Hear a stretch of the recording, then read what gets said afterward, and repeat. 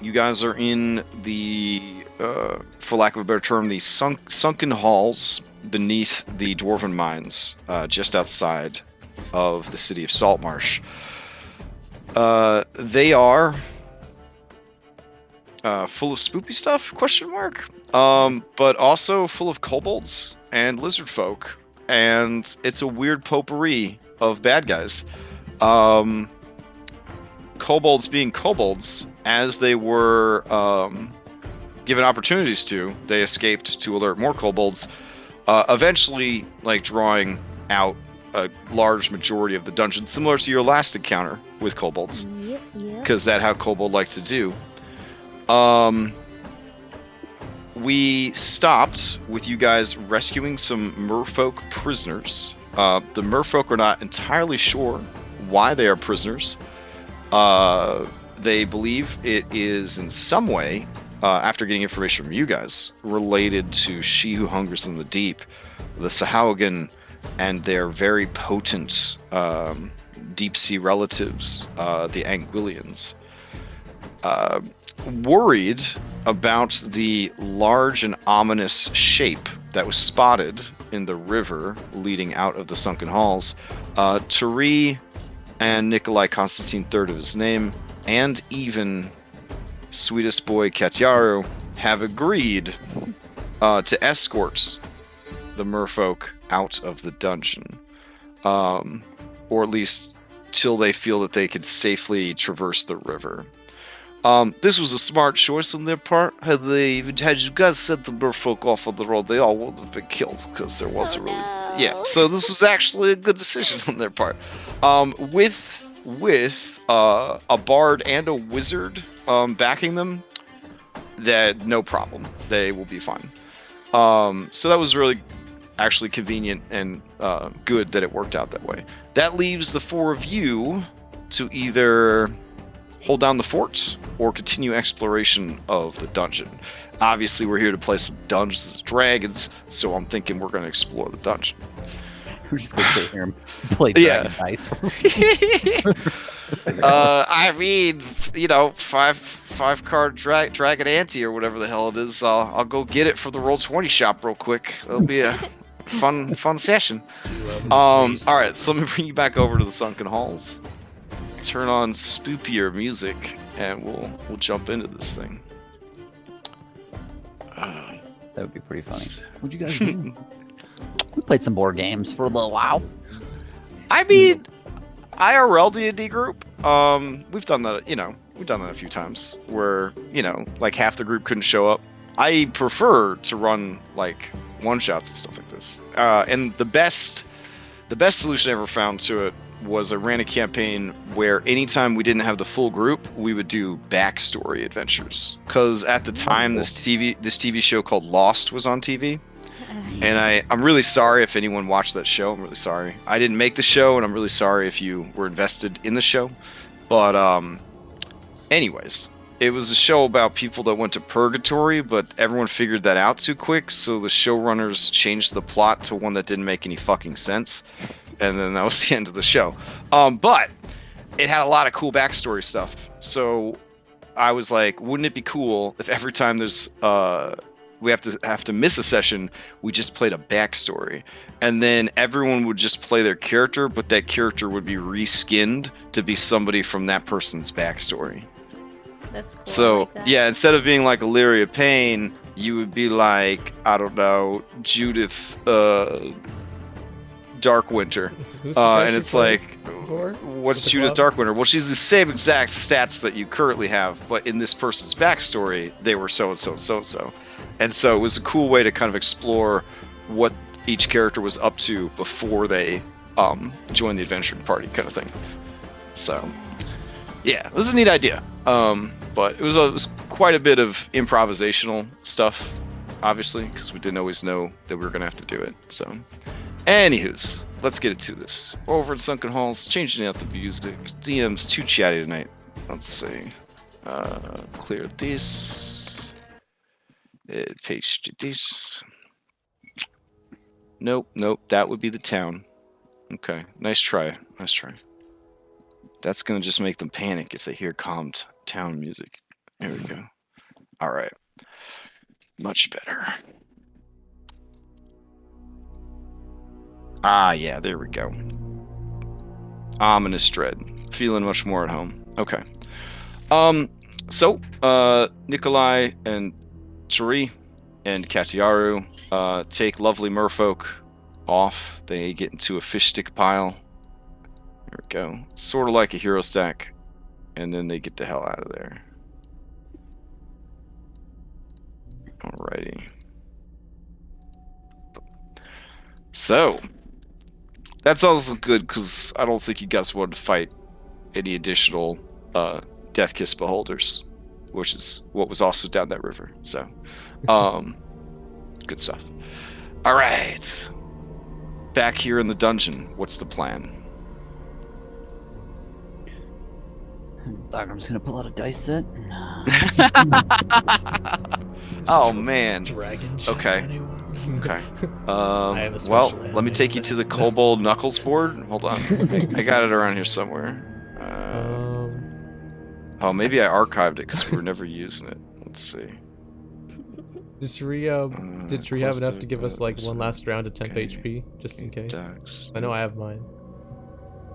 Man, where did those game boards? Oh, here we go. Oh, Crown man, and I've been muted anchor. this whole time.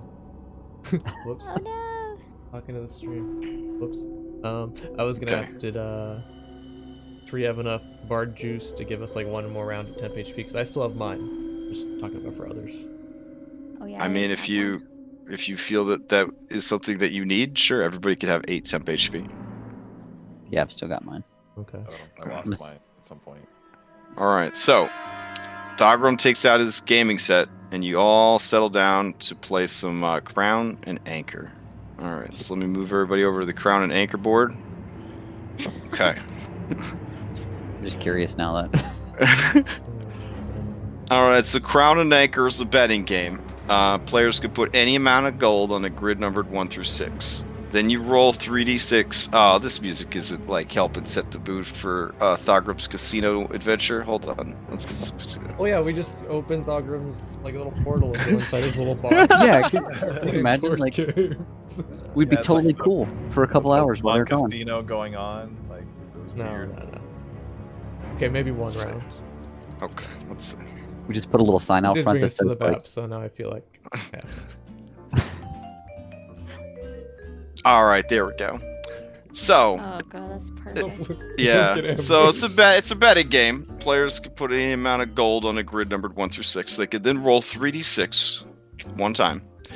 If one die matches their bet number, they win 1 times the original bet. If 2 dice match their bet number, they win 2 times the original bet. If 3 dice match their bet number, they win 3 times the original bet. If 0 die match their bet number, they lose the original bet. Honestly, I don't know how any casino makes money off of this. Seems like it's pretty easy to make money off of this particular game.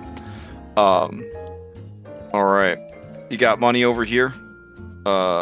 If we're only playing with, are you playing with gold, or are you going big and everyone has to play with platinum? ooh, I don't know that I have a full platinum on me right now. Okay, all right. All right, we'll go with gold. I'll start cranking them out. Here's your chips. Okay. You know what we could use? We could use those height tokens to say how much gold it is. Oh yeah, that's true. That's true. All right. Yeah, so I guess tag your coins with the color and then put them down.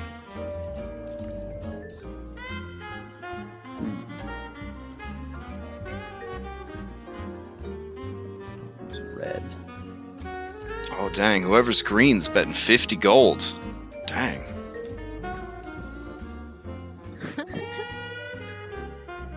Do 20. All right, you got to pick that number. That number that means the most to you. Okay, going for 4. Feeling lucky on 4.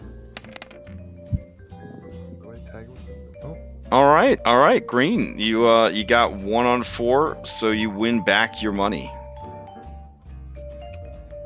Okay. Oh, here we go. 3d6. Scared to do it. Oh, Damn that's a bust. That's a bust. The other three of you take his 20 gold. Take his 20 gold. It's tough times. It's tough times. I wonder who invented like crown and anchor. Like, I don't know. I was anytime I encounter a game for D&D that somebody posts online, I'm like, yeah, that'd be kind of cool. I try to give it a shot. This one lends itself really well to an interactive like Roll20 screen, so I was just kind of testing the validity of it. Oh, purple. On those Purple putting pebbles? 75 down on the pebble. Okay, it's a lot of money.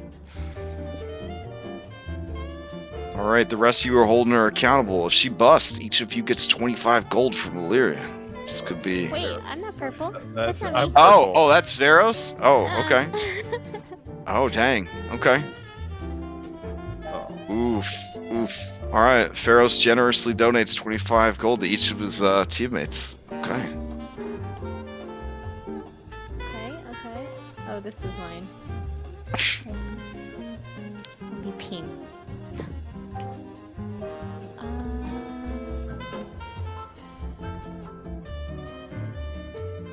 Like 4.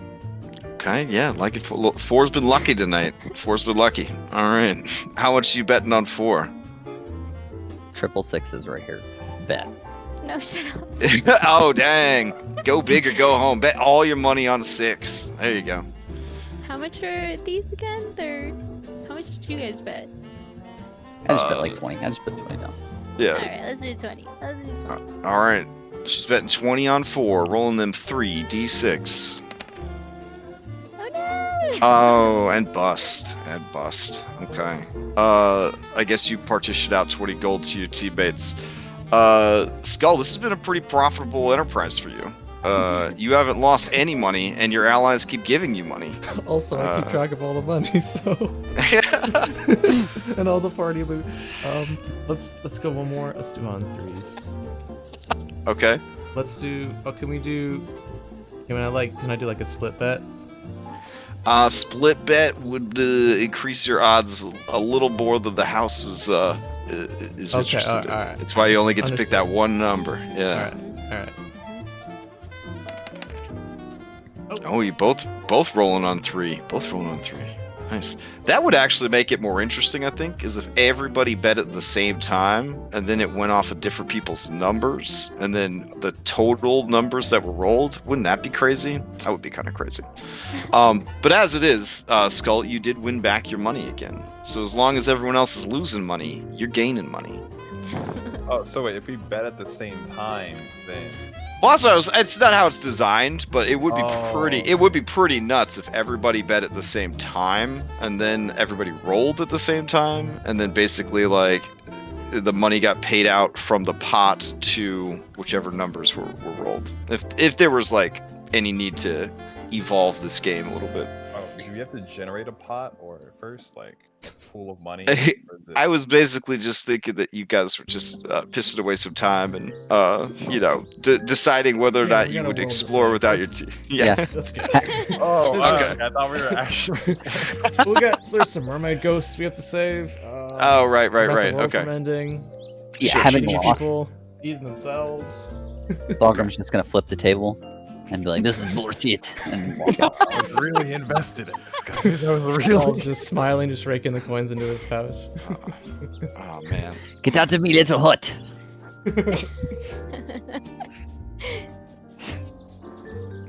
Then you got the DMs that'll straight up invent like their own Gwent game, and then you play it at the table. That's good times. Good times.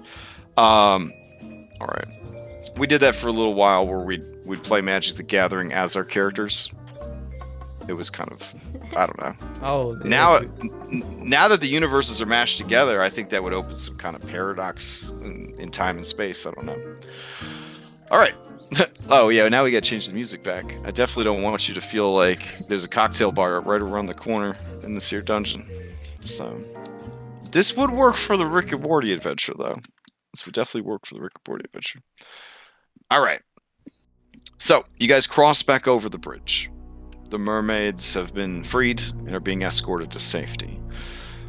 You learned a bit from them, but more so what you learned only confirmed, I think, fears and ideas you may have already had. Up ahead, the passage winds steadily upwards, or a sharp turn to the left. You recall that the left leads to a winding passage that leads to a rickety wooden staircase that leads down to a tiny boat that leads down to a river. Hmm. That tiny boat could easily fit all four of you if you squeeze. Oh. Does looking down the passageway, does like the river go down? Oh yeah, the river goes like into the dark, into the rapids, spooky tunnel of not love situation. Or you could use the little paddles and you could paddle north and help escort the merfolk. But if you were to take it in the direction of the current, it is blackout rapids, possibly underwater rapids. That way. I'm sorry, I got my token stuck. Oh no! There you go. Thank you. Yep. Right. There was that downstairs area. Let me we just passed. like solid snake it and like peek around corners. Before we go rushing in Pharaohs. And before Pharaoh takes off running. Yeah. I just need to be like 50 feet in front of Pharaohs at all times, or else. Yeah. Come on back here. Yeah, we chased them down this way. This was a dwarf statue.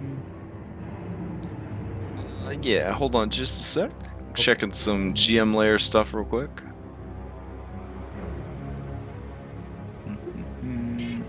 Jesus.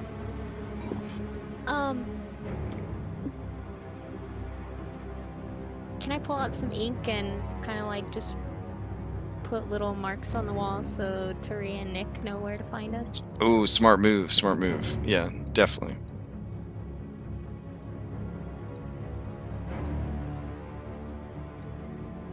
Okay, so at that door, that is the door where the bravest little man tried to fight off all of these powerful adventurers, and yes, there was this dwarven statue still in good shape.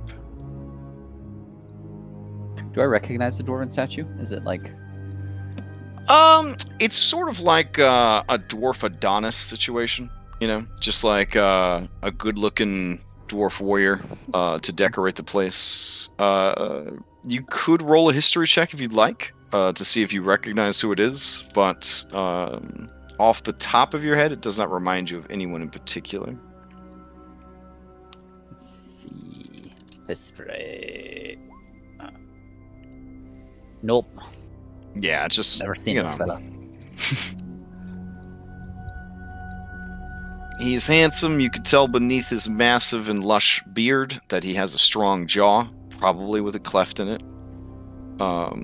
Yeah, good wrinkles around the eyes, a sign that he spends a lot of time at the forge. I mean, it's every dwarf.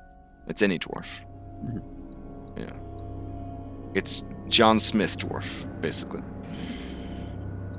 All right, at this intersection, you can go left, back to the room where a certain someone used nuclear radiation to disintegrate someone, or you could take a right and go down unexplored, narrow, winding passages.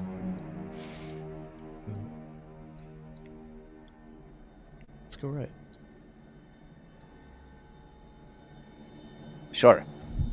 Okay. Wasn't there that downstairs area with the globe dude? Yeah, with the thing and the dude. Yeah? Yeah, there was. Maybe we let him be Mysterio. for a little bit. Yeah. Mysterio. Let him stew over there for a little bit. There are supply crates off to the side here. They are filled with salted fish. Spencer is very interested in them. Oh, I'm gonna crack one open. He looks back at you, pleadingly. There is a low, whining honk deep in his throat. His eyes become much larger and buggier. Tears form on the corners of them. Oh no! And Are I there- gave all my He's- fish away. He sucks in his gut, and you can almost sort of maybe see one rib through the blubber. This animal is starving to death. How many crates are there?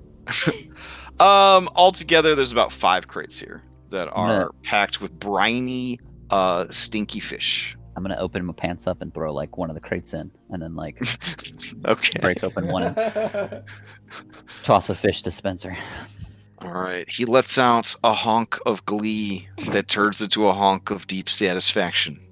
These are some stonky fish, and the stinkiness only makes them more tasty.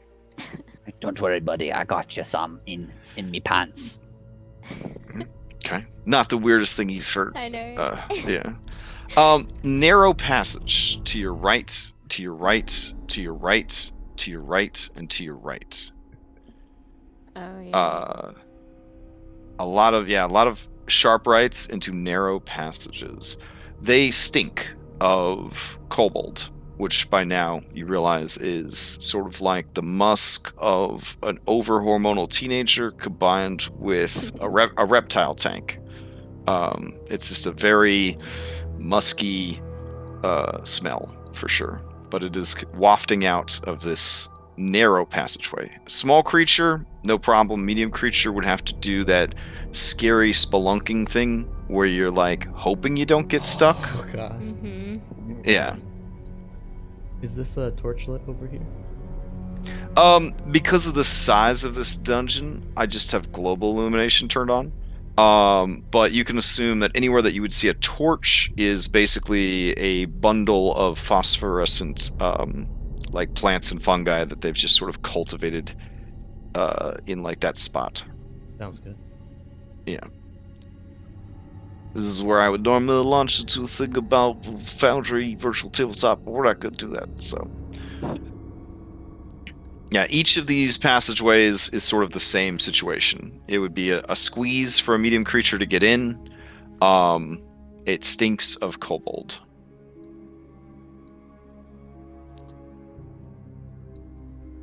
There are crates and barrels here. You're pretty sure that they contain even more fish and more than likely wine of some sort. Pharos, is your intention to try to squeeze down that passage? No. No? Okay. Up ahead, you come into a larger area. There is more supplies here. There seem to be mining supplies and additional, essentially dry goods, ropes, things like that. In total, you'd estimate that there is about 400 GP worth of PHB dry goods and mining goods.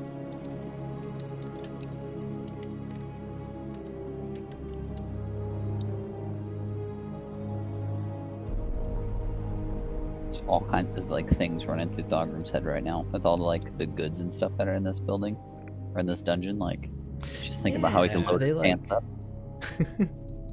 You got portable storage space, yeah. Does it look like stuff that was stolen from Saltmarsh, maybe, or? Did they I have mean, any, like Yellen Prime Water face logos. there you do see logos of local merchant companies. Whether or not the kobolds stole it or came by it through middlemen is unknown. Kobolds don't really have a problem with stealing, so that's likely what happened.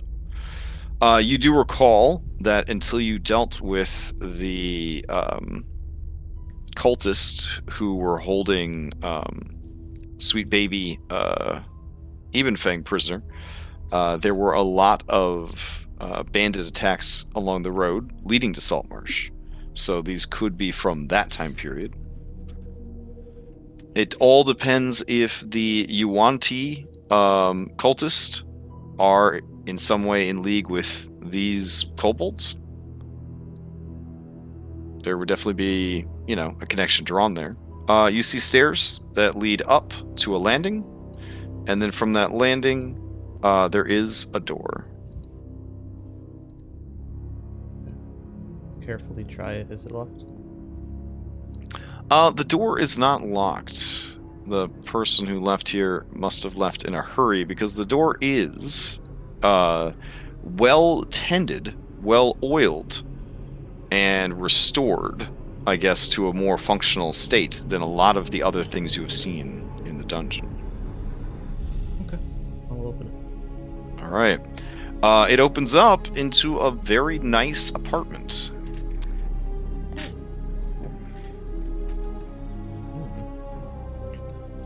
There is a set of double doors on the quote-unquote north wall. There is a raised area over here that has a desk.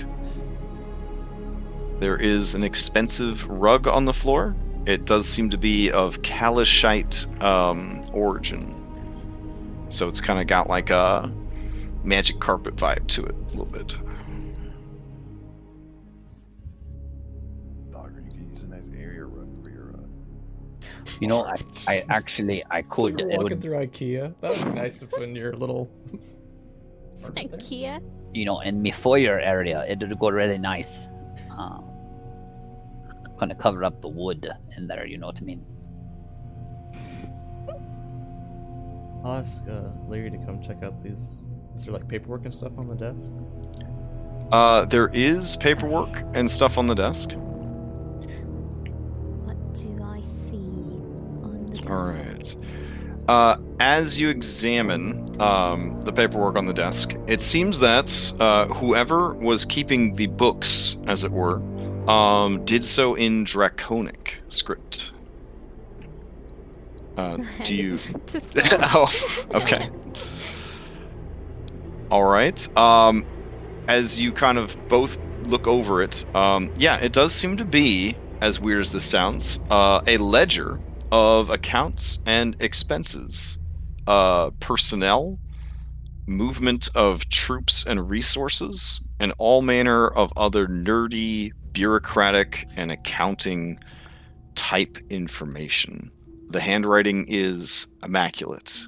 Pharos, looking at it out of the corner of your eye, that's the kind of handwriting that a noble dragonborn would have if they wanted to avoid some sore knuckles.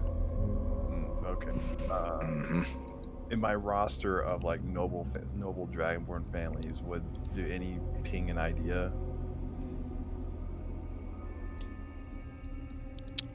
Does anyone come to mind? Right. Well, I mean, the three of you, if you want to go full Scooby-Doo, the three of you could all kind of lean over the desk and start peering through the paperwork if you'd like. Go ahead, one of you, give me an investigation with advantage, and I'm assuming Thogrum jumps in for some guidance. Yeah. Okay. I'm gonna mansplain the writing by providing guidance. Well, I have 0 on investigation. So. I have 1. There you go. Right.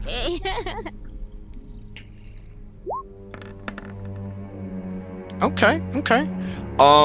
You do see a name that is signed more than the others. Oh, yeah. And that name is Naxora Nalric. Yes, you recognize this name, Pharos, because Naxora Nalric is a dragonborn, a black-scaled dragonborn, and she is from a rival family.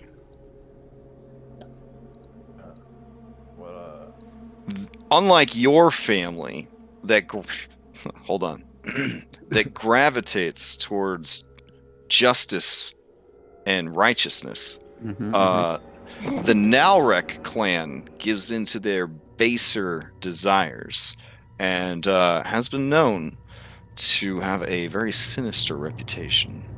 They will do anything to get ahead.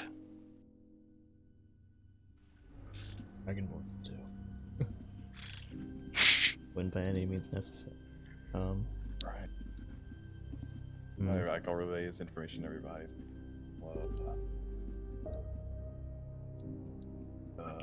Ask around, I guess. Right. Is there like a project folder like? You evil feel plan. that if you were to maybe sit down and give this like a good hour, which would also give everyone a chance for a short rest, if you feel that you could risk such a thing, you might be able to make sense of this organization system, get a better sense for what's going on here. But as it is, the pressure of potential, danger around every corner, kind of jumping at every sound, that sort of thing, it makes it hard to piece together everything that's going on here. But with Illyria's sage background, if you were there to translate and she was there to help organize, you're pretty sure that the three of you, plus Thagrum, mansplaining, could sort this out. But you know how it is when you're snooping around somebody's house, they invite you over for a dinner party or something, you sneak away from the party, you start snooping at their house, you get to their office, and you snoop around in their desk, and you're like, I don't know how they even keep their books. This is crazy. Or more modern day thing, you get access to somebody's Google Drive or cloud storage, and you're like, this makes no fucking sense. That's kind of what's going on here. Like, it's organized, but it's organized to the person who organized it. Did it look like they left in a hurry? It does. It looks like they were called to action. You can see the chair is actually knocked over, as if they got up from the chair in a hurry, and the lockable door was left unlocked. A fire still burns in the fireplace. Okay. An interesting fact, since you have seen no fuel for a fire. Is it magical? Like, I'll look at it. Oh, when you turn on your spooky vision, it is a magical fire. It is essentially a permanent bonfire cantrip. Okay. Is anything else in the room magical? Yeah. Or is that As you kind of flick your eyes about, trying to get a sense for if there's anything else magical, let me check.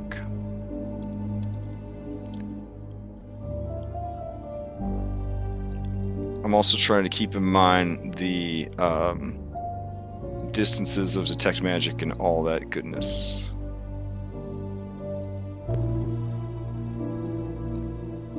Let's see.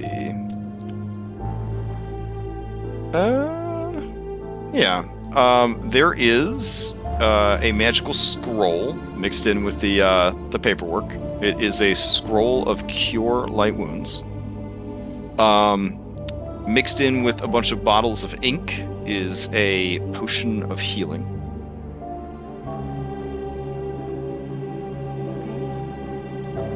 And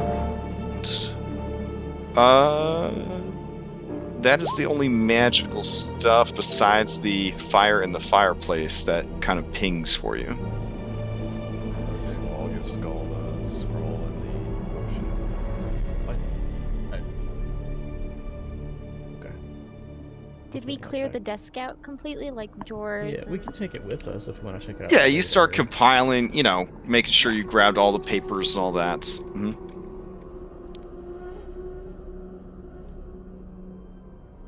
I don't know if we did, because I don't see us rolled any hit dice, so... I think you were debating to do a long, a short, leave or stay, and then we just kind of ran out of time. Okay. Yeah. I'd say we keep going. Alright. Still got a couple dice left, so...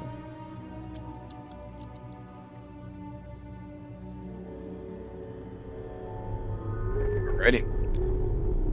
There is the door there to the north. Okay, so I guess it's locked. Okay. This door is not locked. Alright. Opening this door, you reveal a smaller room than the one you're currently in. This room features a chest, a light source, and a bed. Wait. trapped? Can I target the chest with Eldritch Blast? Oh my god. You can, because I don't believe in that nonsense. That's why they kicked me out of Adventurers League. There could be a whole meme series called, and that's why they kicked me out of You broke that Adventurers League. potion last time you did that. Let me see if it's trapped. That's probably trapped. Yeah, I'll check for any obvious, like regular, non-magical traps, because that's what I'm good at. Okay. Perception or investigation? It would be perception or investigation, whatever you feel is best. Yeah, as you look over the chest, you are confident that a chest of this make, given its position and everything else, it is either a footlocker containing extra clothes and equipment of the person who stays in this room, or it is a footlocker containing the extra clothes and equipment of the person who stays in this room that is trapped because they don't want people fucking with their stuff. Given the environment that you're in, you would lean heavier on the trap angle. As you kind of check it out a bit more, combined with Pharos giving it the once over with his magic eyeballs, it doesn't seem to be magically trapped. More than likely, there's some sort of trigger. You're thinking it's maybe a poison gas or some kind of acidic spray. Oh, you'll be fine. Oh, yeah. As they all move out of the room. I mean, yeah, I guess I would ask people to, Poison gas, though. I don't know. Yeah, get out of the- I want to yeah. be in there. I mean, if you're gonna open it, I'm just gonna shut the door, lad. I mean, Okay. just scream twice if you want me to open it. Oh yeah, one screams for me, 2 screams to come help. Okay. Oh no, Skull. I mean, I will try to see if I could. I mean, to disable it, it is a mechanical trap, so you're not like dealing with anything magical here. More than likely, kobold make. Dog, give me a high five real quick. Can I walk over and help him with like tinkerer's tools? Because I have proficiency with tinkerer's tools. These tools? Thieves' tools is usually what we use for stuff like this. It is a mechanical trap, so I guess you guys could tag team this one. Yeah, that's fine. Okay. I mean, you're a dwarf. You got advantage on poison and stuff. You can be in here. Let's do it. I mean, they'll throw What them is your? Oh, 'cause you got those gloves. What's your bonus with that? You might be even better than me. I I'm don't pretty know. sure. Gives you like expertise and. This would tools. definitely Oh, yeah, be. you know what? I think it does. This would definitely be a dexterity-based check to disable this. Those living gloves. I think I do get to double my proficiency. Do you have that still? The equipment. Who do I? Oh no, because I have it in there. The living gloves. Let me see if I can find them real fast. Okay. Seems like we might be comparable then, because I have a little bit of dex. You don't have any dex. Might be the same. Yeah. You have like a plus 8. Even if, like when you make an ability total. Yeah, when you make an ability check using this chosen person, you double your proficiency check. There you go. Instead of your normal. Right, go for it. I'll help you out. Okay, so So- Dogrum, You guys closing that door? you would be having a +8 to this, -1 for Dex, so you'd be at a +7. So then, what are you at, Skull? I would be proficient, so I would only have a +4. Ooh, okay. +7 no, it no, is. No. So I would have a +6, but yeah, +7. Go for it. Okay. So advantage. Hmm. And that's without Okay. the +7. All right. So, together, you guys managed to disable the trap. You are confident that it is not going to fill the room with a acidic chlorine gas. So you know, I never really picked a lock before. That was kind of fun. I'm not going to lie to you, Skrull. I kind of see what you guys, why you guys like to do this kind of thing. All right. You remember that vault? All right, let's open it. What's in there? Yeah, Thogram's like super excited to open it now because Oh, yeah. Close. All right. Inside, there is a gosh, I don't know. They don't really have such an item, but it's basically like an armor and weapons maintenance kit, right? So, I guess you could call it like portable smithing tools if you were looking for a specific thing to call it, which is cool. There is a significant amount of gold. In gold, silver, and platinum, the total is 380. I'm just going to put assorted coinage. You guys are at a level where if you're tracking your coin weight, I don't know what to tell you. What else is in there? Let's see. 2 black iron daggers. A potion bandolier, which is always nice. And this one is black. Ooh. When I see the black daggers, I'm gonna hold one up and be like, Pharaohs, look lad, this one's kinda edgy. They do look like the sort of knives that you would buy at a kiosk at the mall. You know what I'm saying? Yeah. This looks like a mild topic. Or like a gas station in the middle of nowhere that sells knives. They kind of look like those Yeah. kind of knives. Yeah. Yeah. The kind of knife that you buy on a whim and then you forget that you have it and then you go to the airport. That's some kind of... Wait, that's a personal story. But still, it's that kind of knife. It's that kind of knife. Also, there are 3 sets of clothing, all of which are fine clothing, but they are not fancy clothing. Does that make sense? Mhm.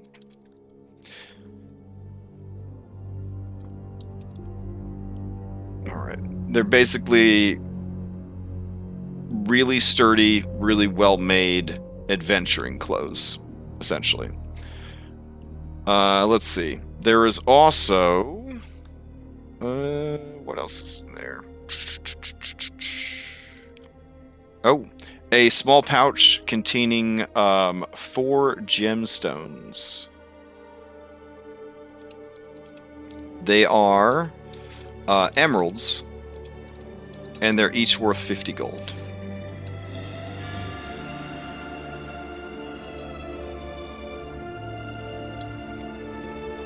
Okay.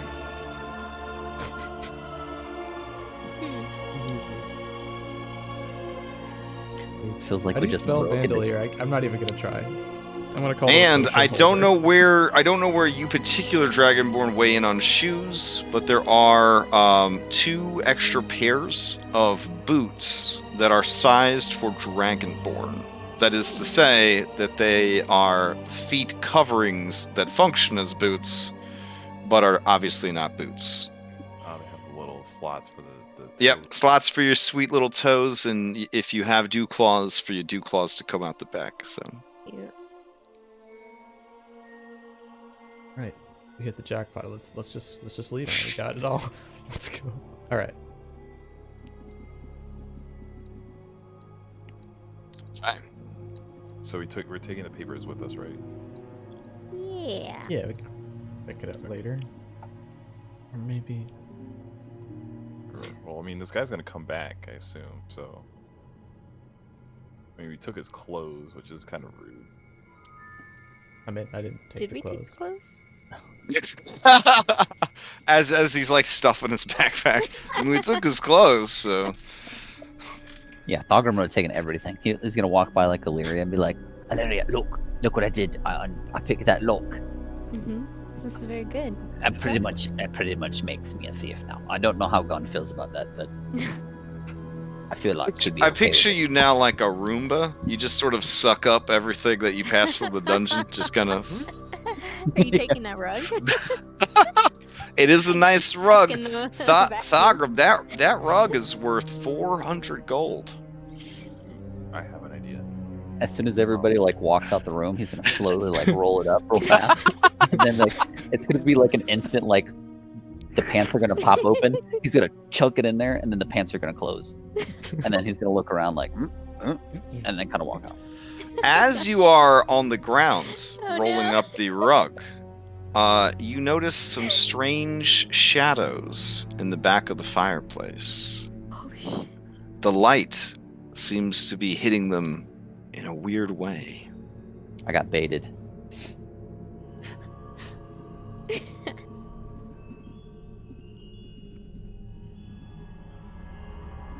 What you gonna Can- do?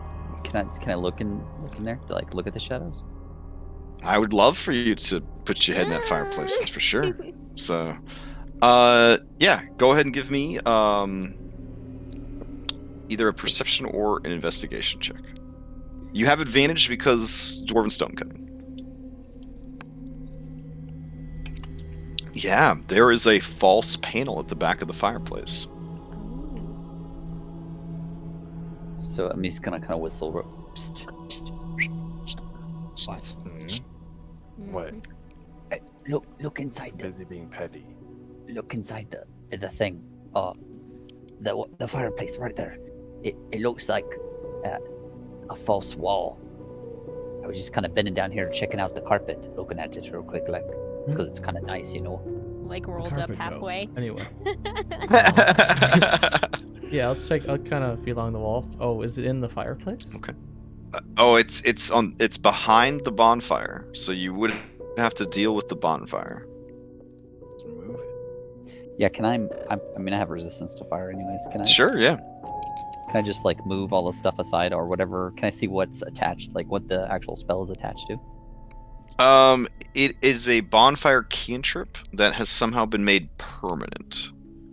As you examine it, it seems to be a holdover from whatever dwarf used this office, centuries and centuries and centuries and centuries ago. Back when fucking everything was permanency spells all the time. You just could cast permanency whenever you felt like it. Oh my god, it was crazy times. Nowadays, such magics are rare and hard to duplicate. Your estimation is that there is likely some sort of command word or trigger that would turn the fire on or off. Oh, that's Can an I- idea. Can I Okay. look around the panel? Is there any like dwarven or anything like that? Yeah. You start kind of looking around to see if there's any dwarven. You don't see any dwarven script, but you are confident that this is dwarven built. What's your idea, Skull? Yeah, never mind. It was a dumb idea. What? Say the special word. I was gonna Start clap twice. saying words in Draconic. Clap on, clap off. Yeah, Say that's that. Can I make a history check to see if there's like in the mines like is this a common thing for dwarves to do, like Again, Like the secrets of the second age of magic have waned over time, especially with the death of Mistra and like the weave being hijacked, the spell plagues. Magic's a fucking mess nowadays.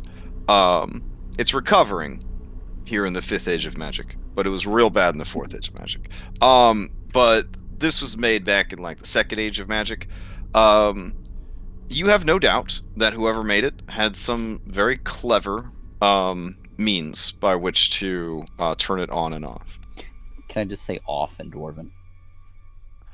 Yes, you can. It turns off. Thorgrim is gonna chuckle. Okay. And then I'm gonna say on. Oh, it turns back on. And then I'm gonna laugh even more. Okay.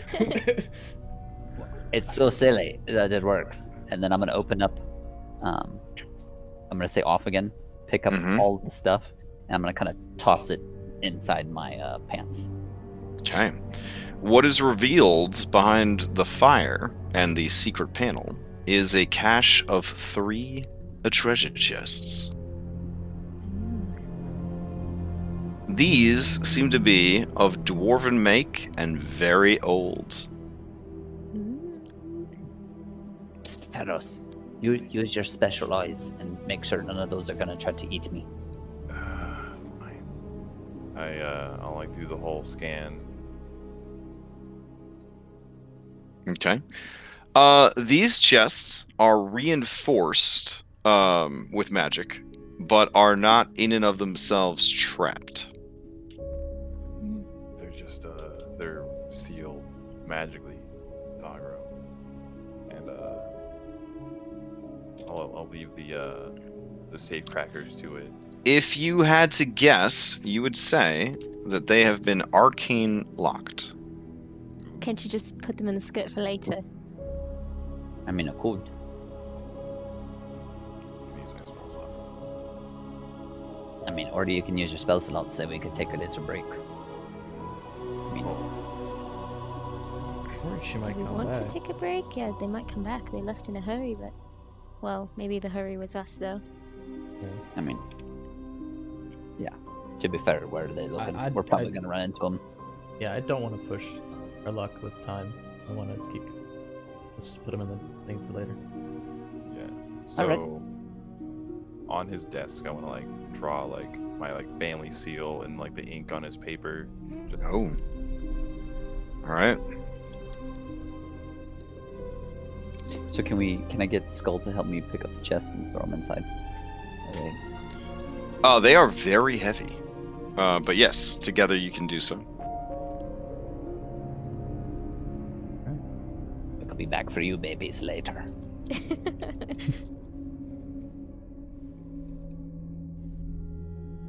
Okay. Was that like room like filled with like cobwebs, like hasn't been disturbed? in Oh long yeah, time? some Okay. Goonie shit. She There was might some not even Goonie known shit in about that it. room. I mean, there's a pretty good chance. Or they might not even know. Because this is old dwarven make, so... All right. Do you turn the fireplace back on and put the panel back, or do you leave it open? Now let's cover that. Yeah. We were never here, except for the rugs missing, mysteriously. And And her the shit door. locker took her money. It's clearly been broken into. I'm just gonna say that right now. yeah, I wonder who did it. Let's keep going. Yeah, you can leave that seal there? No. Yeah. Yeah, it's maximum petty. So know that. Maximum petty. Fair enough. Maximum petty. You dragonborn folk. Oof. Alright. Oops. Is there a brief flashback to you attending like a mixed noble family function at the Nalrek estate? And yeah, there was like a Yeah. bobbing for apples competition, and you nearly drowned yourself trying to defeat one of the Nalrek children. And they laughed yeah. and they said there was an accident when they poured wine on my pants, but I knew it was on purpose. Oh, And in the that's end, so none cute. of you even knew why you were trying, because there was some fucking homebrew dragon turtle dragonborn there, and of course they're gonna win the bobbing for apples contest. Yeah. All right, so you guys head out. You close the door behind you, try to leave everything except for the fact that you robbed them blind. You try to leave everything the way it was before. Yeah. Oh, whoops! Not a I very just good locked Illyria. robbers. There you go. Okay. Why are you clogging the sink, Pharaohs? Because we're the wet bandits. Oh, okay. Oh man. Let me X this out because you took all this too, right? You're Roombaing all this shit up. Let me X out everything. Yeah, pretty much. Okay. Wow. This is all gone. That's gone. Did you take her blanket? And her pillow? You take her blanket and pillow? we No? don't take Okay. stuff. Okay.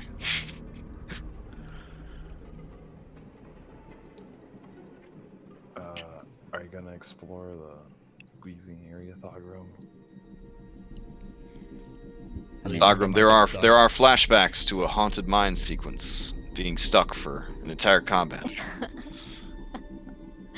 Oh wait, there's a chest over here. Following the rules of Warcraft, your pauldrons and armor have only gotten bigger as you've leveled up. So, Oh yeah, his shoulders are massive now. yeah. Thorgrim's gonna try to kind of like, he's gonna like mock like he's gonna fit in there, and he's gonna realize that he's a little bit too rotund, and he's not gonna try it because he's gonna have flashbacks to when he got stuck Well, you do have to quality control all of that special ale that you make. Yeah. Yeah. Oh, there's a chest all the way over there. Ooh, it is tempting. Look at that chest all the way back there. Thargum's gonna kind of pout and next time. Skull. Okay. You could do it. No, I'm afraid to get stuck too. To be fair, it's probably a trap. I mean, if I was gonna trap something. I mean, a little racist, because kobolds, and dwarfs, but also very accurate. It's probably a trap. Can you imagine being all stuck in there with a chest just trying to eat you? Ooh. Or worse, being stuck and dying of starvation and thirst, staring at a chest you were never able to reach.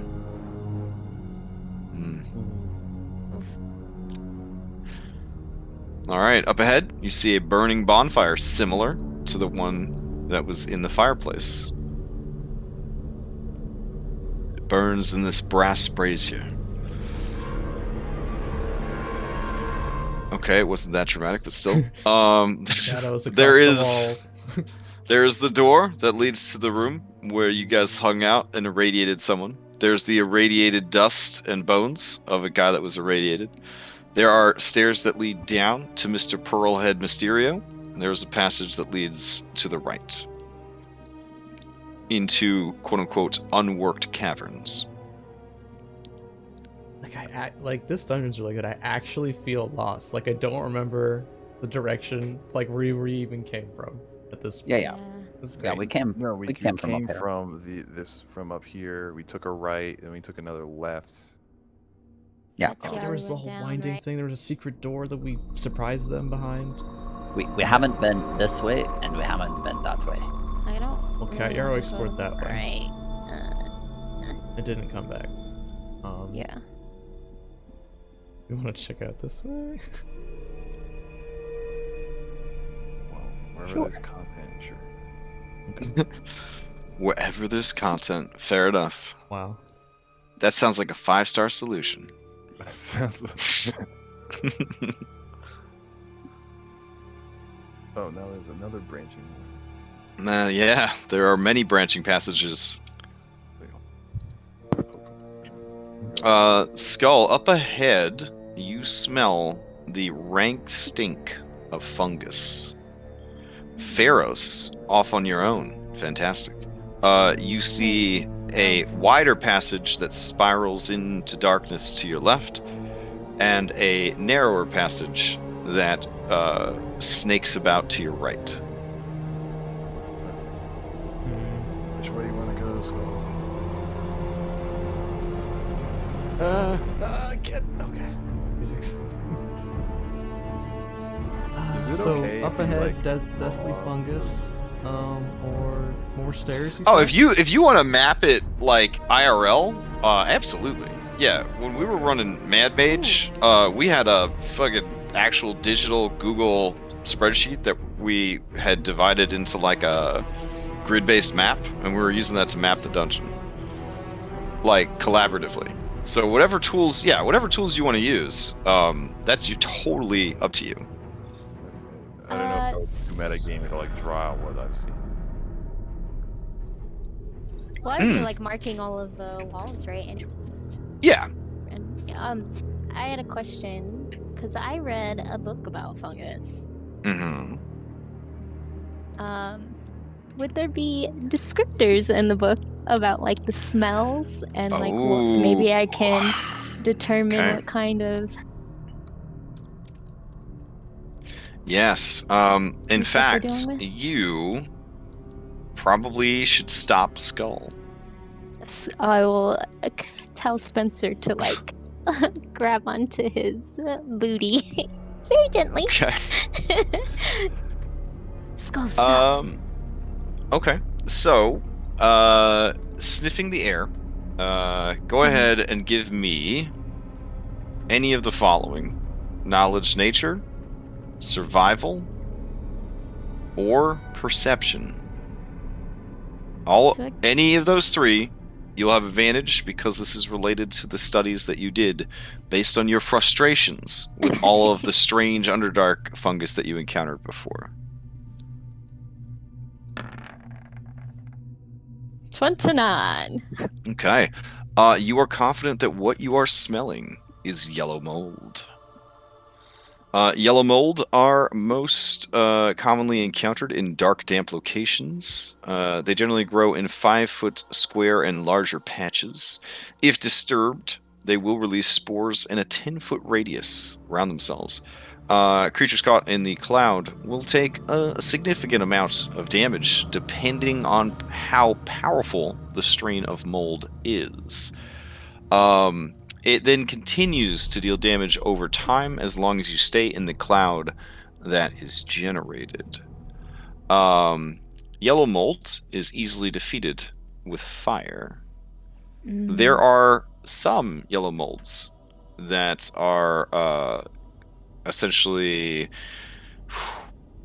sentient beyond what a normal mold would be. And they are able to animate the corpses of their prey and use them as guardians. Maybe we should explore that when we have Nikolai with us. Oh yeah. And I'll like explain Master everything of to them. fire. It sounds like that with a few of us. Man, that lad. I don't know. I mean, his answer to everything is fire. So, and the other one is with. Wow, what a mouth on that one. Ooh. Wow. It's all coming out. Yeah, dang. It's a good thing we're not recording this for them to watch later. Oh, man. Man, that poor fella. She had Oh, lick in no. his boot. I done Now, there is, Illyria, the smell is there. It's not overly strong. It's not Coming overly from- strong. Okay. Up ahead, Skull, now that you know what the smell is, you realize that it is stronger still down this passageway. Goodness. Alright, so what's up this one? Okay. Psst, Valeria. Well, I see a guy. That's why I'm Yes? figuring out we have to stop moving. Oh, you saw this little guy over here? Yeah. The little guy sees you too. Yeah, I know. It's just standing still, like, trying to be like, nobody sees me. They hunt by movement. Yeah, gonna I'm tell staying Illyria. completely still. Tell everyone to go that way. What were you saying? I was gonna point to Illyria, like, kind of like, look at him and like do the whole like, you know. Oh. Just go our separate ways. like Excuse the me, pardon motion. me. The neck motion. I thought you were making like a loogie sound, like. Oh. No, different. Like, like, he's gonna do it again. But where? It ran away. He's gone. Okay. Right. I'll be on the lookout for any yellow mold, and if I see it, I'll tell them to touch it.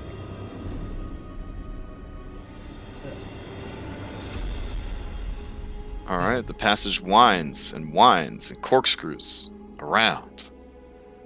All right, you find yourselves at a dead end.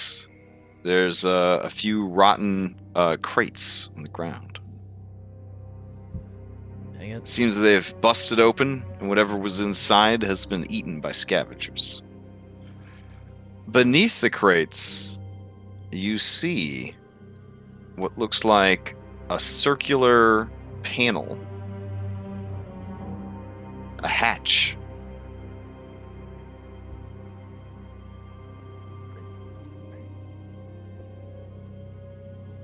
Huh.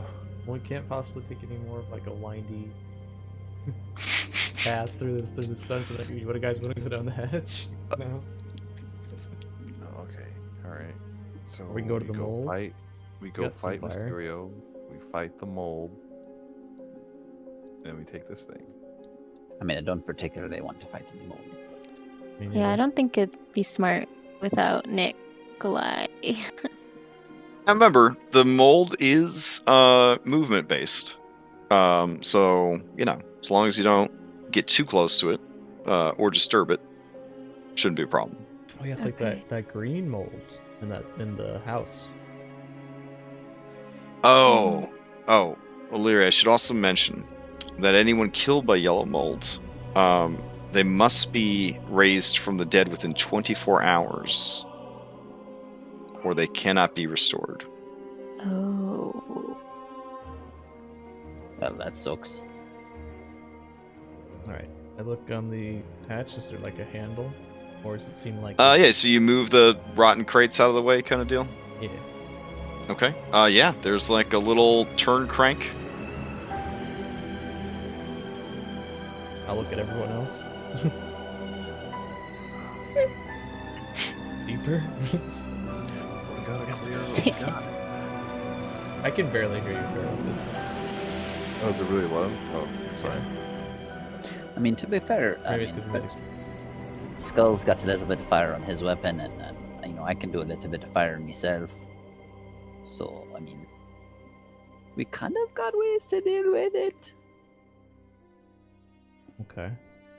I mean, yeah. Instead of grabbing it, your hand hovers above it, waiting for okay from your allies. You slowly withdraw your hand Do it. No. from the hatch. All right, let's go fight Globe Man. Okay. Fine. You know what? We'll do it. No. No? Okay. What are we doing? I'm so scared without having What are we like doing Curry down and here? What's- Nikolai without us. Without Nikolai to use fire Yeah. on all our problems.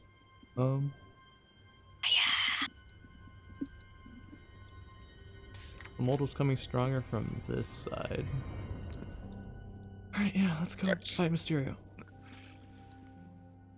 Who's Is this he still Mysterio fella? there? Never met a Mysterio person. Can you imagine if we were to die down here before they got back? That'd be pretty unfortunate. Oof. Yeah, it would be kind of weird. Not the first time I'd seen something like that, but it would be weird. So They'd be all walking around down here like, I wonder where Thorgrim and everybody is. And Following the arrows to our dead bodies. I mean, to be fair, they'd probably To be killed to too. our mold zombie bodies, so they have to fight. Yeah. Ooh. Ooh, Pharaohs. As you step in that square, give me an Arcana check. The familiar sound. Oh man. Dragon's been falling down the stairs. Oh whoops. Sorry. Athletics. Sorry. Sorry with an A. Where did it? Okay, it's a 3. So, I'm assuming you always have magic vision on. Mhm. So you do, as you start to head down the stairs, kind of glance up, and you do see that the stairs were warded. That ward has now been triggered, but you're not sure what it did. Great. Skull. Someone's waiting for us. Do they know?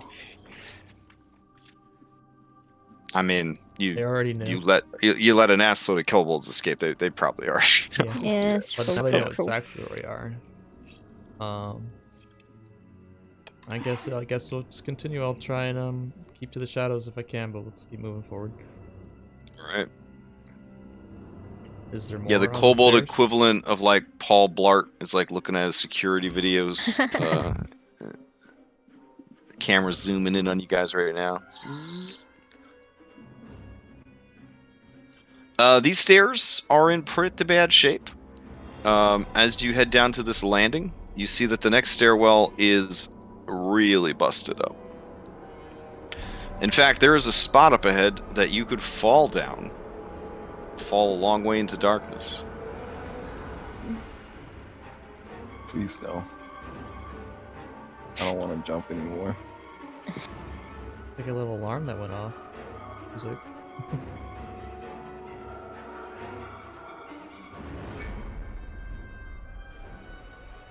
Don't worry, Spencer. We could do this jump. We could... Yeah. Spear around the corner.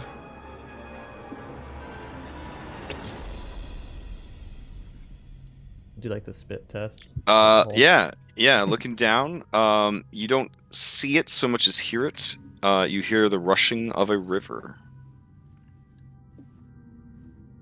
Okay. How big is the gap? It's about 8 feet tops. Oh. Yeah, most This of is you guys should be reminding able, of- at this point. Yeah, most of you guys should be able to jump across. We're not in combat or anything. Reminded me of that bigger gap that I jumped and there was an invisible spider thing waiting for me on the other side. Oh god. Ah! Okay. Hi. A creature appears as if out of nowhere and looks at you. Whoa. No! Look away! Look away! Just a big shrug. Oh, no, like the eyeballs Initiative? focus. Oh man, that's so cool. Yeah. Do you want to roll into initiative? Does he have something to say? Otherwise. Yeah. I'm rolling. Oh, okay. Oh, gotta listen to what he has to say. It was trying to, be polite. He doesn't have a mouth. He didn't attack us. He just like killed us. Eldritch horrors don't need mouths until they do. Yeah, go ahead and roll into initiative.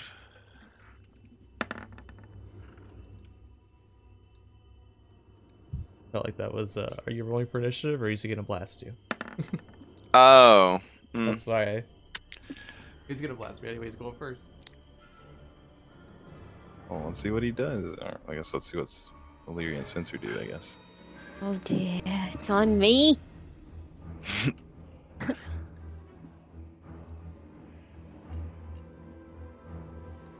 All right. In your experience, it does sort of have the gesture of something that is going to invoke magic. All right. Wow, the music's kind of like good for this, but maybe we should switch out. We'll leave it for now. So, Illyria, yeah, the creature is watching you, but moving its hands, and arms in a manner similar to a spellcaster. Okay, it looks really scary. I don't like it. I'm going to cast Mark Prey on it. Oh, okay. I want to know where that thing is at all times. Yeah, let's just take 2 shots at it. Oops, not that one. With sharpshooter. Yeah, I'm definitely okay with shooting first and asking questions later. 26 to hit. Wow.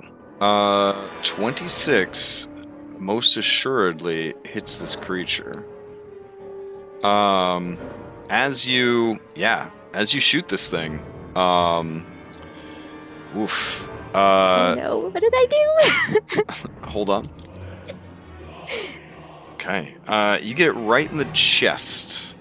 And the creature kind of moves back a bit from the impact, and you see the many eyes kind of float Gosh. and look down at the crossbow bolt, and you watch as a swarm of eyes come out from the empty cowl of the robes, and like slugs, they begin to wrap themselves around the bolt and just dissolve it.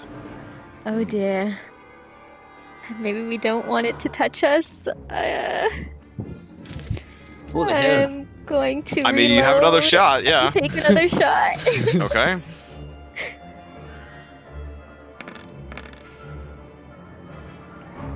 Eee. Okay. Yeah. A second shot hits the thing, and the creature is spun around by the impact.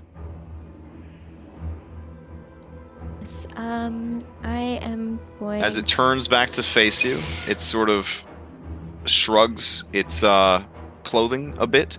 You see and hear the plopping of eyeballs as they fall from the robes and begin to squirm around on the ground. Each of the eyeballs looks like it belonged to a different person. None of them match. Oh dear. It's gonna collect our eyeballs. Alright, I'm gonna move back a little bit. Okay.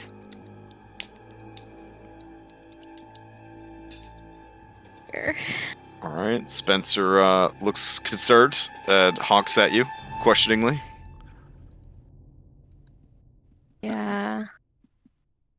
Alright.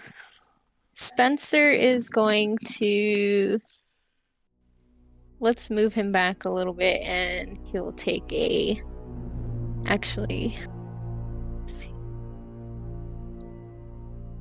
He's gonna take a defensive stance.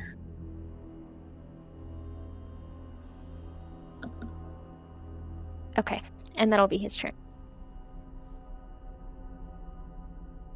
Okay. All right. As the strange creature's turn comes up, you hear the bloop, bloop, bloop of legendary action points. Oh no. Okay. That's not good. We should deal with the mold! Or the case. It's okay, guys, we got this, we got this. All right. Skull, I need you to make a wisdom saving throw. Well, hold on. Is there? He's beginning to cast a spell at Skull. Is there any counterspell peeps that I need to be Sure. respectful of? I have 2 spells left, and I might as well. Okay. Sure. I'll attempt the 4th level counterspell. Okay, I need you to make a caster check. It This is. spell is higher than 4th level. Holy. So it's straight charisma. Is that how? Yep, it was just a straight charisma roll. Oh shit. Whatever spell it was casting, you have countered it. The creature, It's pissed. its eyes kind of begin, the ones that are rotating around its head area, kind of increase in speed. You see it kind of hover back this way, and just all at once fall into this pit. Do I With still Mark see the Prey, light? Yeah.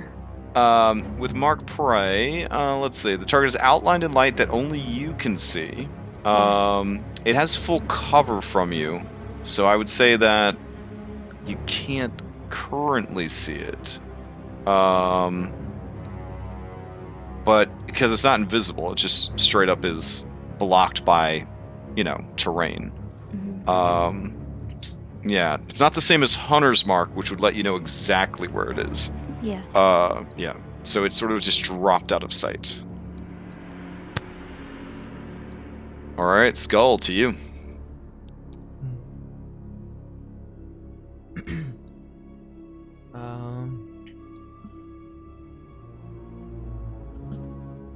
Thanks. Okay. Did I hear like a splashing sound? You Did I did hear not. any sound? Okay. Yeah. All right. I guess I might as well. Right? Jump across. I'm going. Okay. On here. And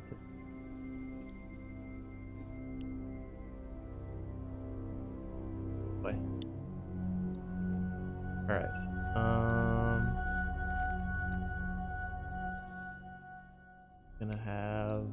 I'm gonna tell everyone to get across as quickly as possible.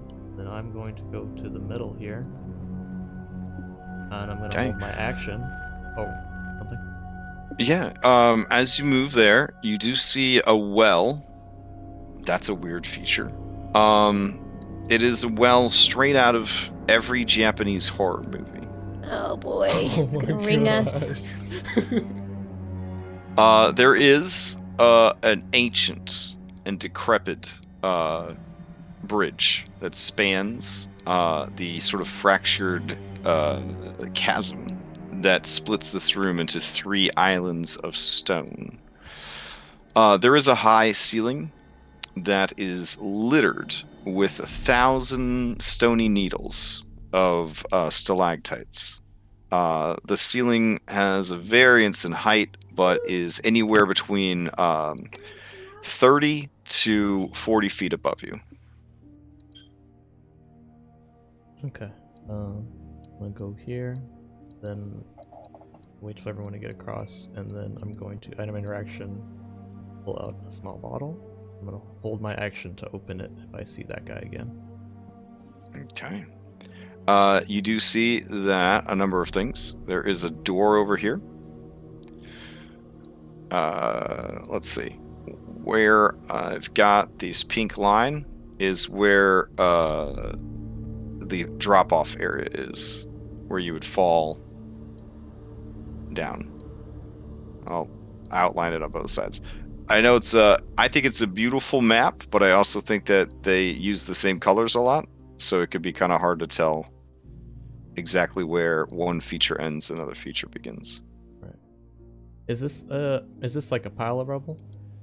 Yeah, that's just a pile of rubble. How high? Is it just like waist high? I'd say yeah, it's about waist high. It could I'll- definitely provide partial cover if someone needed it.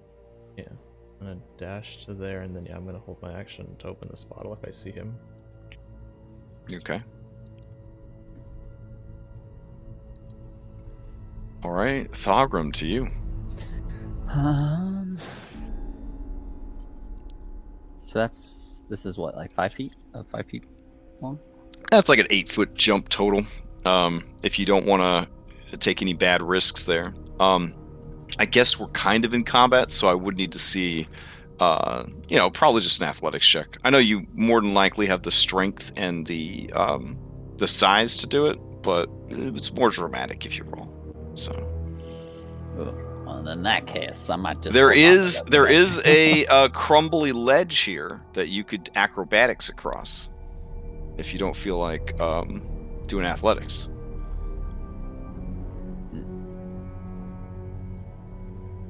Well, I'm just gonna hold here, and I'm going to. I'm gonna cast Beacon of Hope. Okay. On.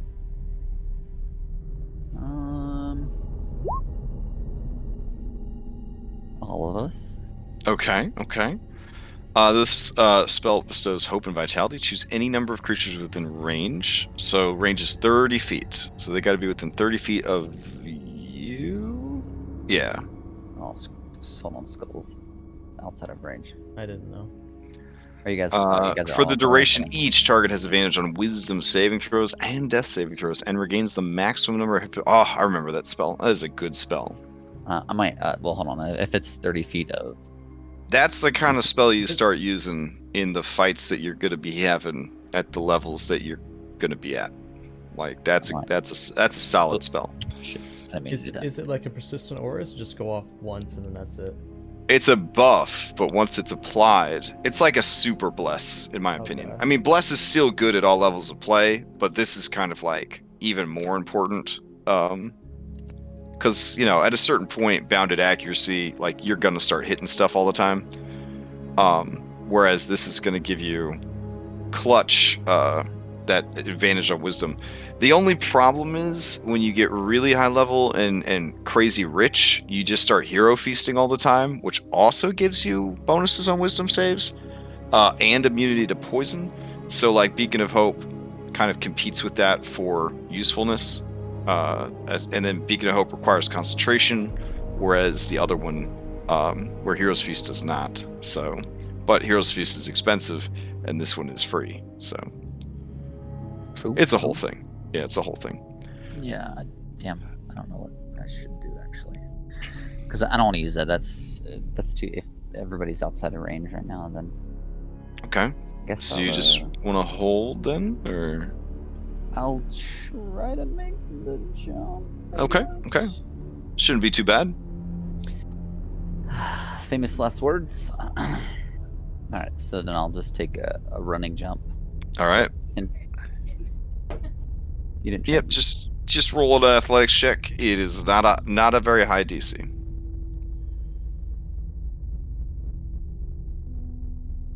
Yeah, no Oh. problem. No Okay. problem. Yeah. We're all on the edge of our seat. No, I was You holding just- my breath. Boom! You bring those dwarven boots down. Cloud of dust. Everything's fine. Let's see. How close am I? All right. Whenever I'm gonna hold my action, if I can, to when Illyria gets in range of me. Mm. Whenever she gets in range, I'm gonna cast Beacon of Hope. I can get Oh, to okay. here. All right, so you begin concentrating on using the spell slot and casting the spell. Got it. Yeah. All right, Pharos, to you. All right. During the counter spell, did I get any clue on like the school of magic or anything on? It was an enchantment spell.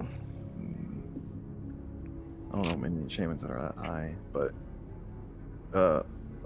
that's cool to know. So I guess I'll make the same athletics check. Oh gosh.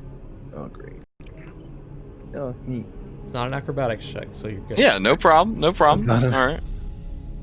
So you kind of leap across. All right. I'll just make my way over to here, and I guess I'll dodge, and then I'll end my turn. Okay. As you end your turn, Skull, you see a bright, a dim white light from the well. Oh, yucky. You watch as a bubble, ? Begins to slowly float up out of the well.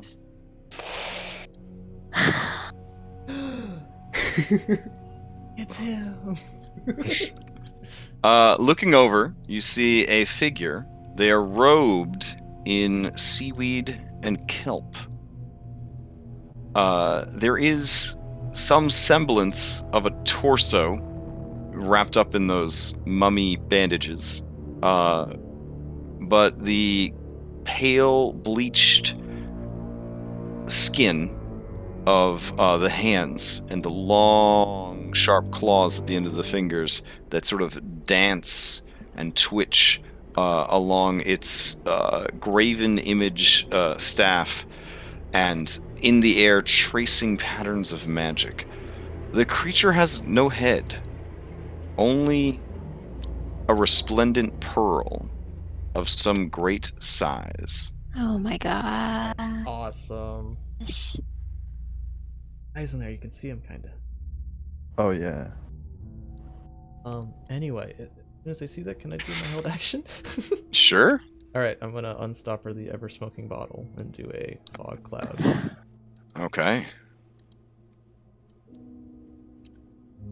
Let me grab you a fog cloud template. Or it's equivalent to a fog cloud. It might be way bigger than a fog cloud, actually. Ever-smoking bottle, 60-foot radius. Yeah.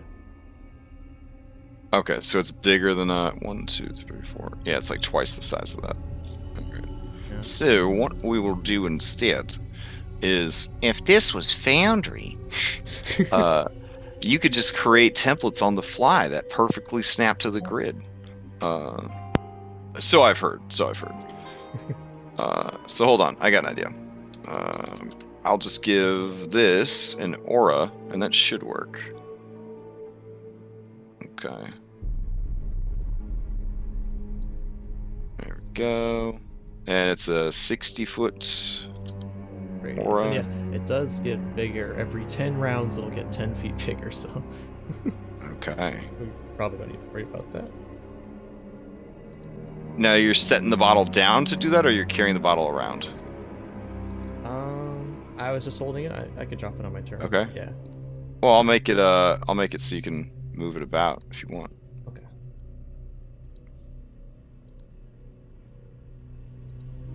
All right. There you go. You should have control of it.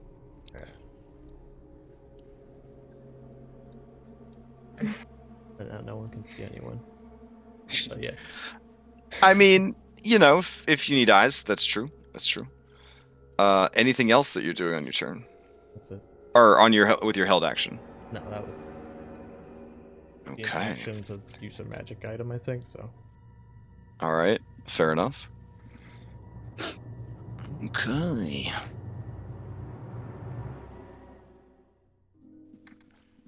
All right. I need Thagrum, Pharos, and Skull to Oh, no. all make wisdom saving throws. Oh no! As you begin to hear echoed whispers kind of coming from inside the pearl. Many different voices.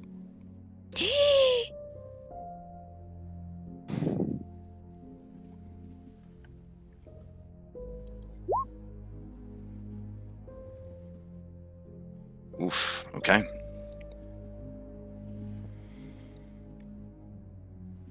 Alrighty. So, Pharos and Skull, you guys each take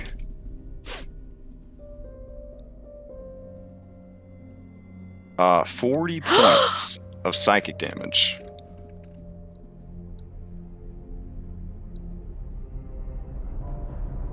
Does Thagrum take anything? Thagrum, you take 20 points of psychic damage. Oh boy.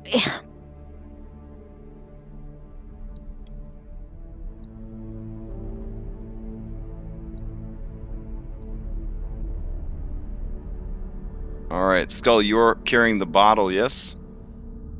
Yeah, I would be carrying. Okay. Alright, you and the bottle disappear. What? And I've been teleported. Pharos? Pharos disappears. When the smoke would linger, I guess, right? For a little bit? I think so. Yeah. Okay. And then it would continue pooping out at your new location? Yeah. Okay. Alright. I'll just give you an aura at the new location, and you could just tell me when to turn it off. There we go. We'll make it smaller for your new fish tank. Got it. Alright. So you guys wouldn't know that the two of them disappeared because there would still be that going on, which you can't see into, and while you're inside of it, you cannot see it either. Interesting. Okay. How long does it linger, you think? Let me just read it. I think in like a wind or 10 minutes. I think it's a long time. Oh, jeez. Okay. Oh, wow. I sort of thought Alright. that fighting spellcaster would be a useful thing, but let's see. Once the bottle is closed, the cloud disperses after 10 minutes. A moderate wind can also disperse it. Okay. Illyria, top of the round to you. Okay. A massive roiling cloud of smoke appeared from Skull, enveloped your allies, and now they are disappeared.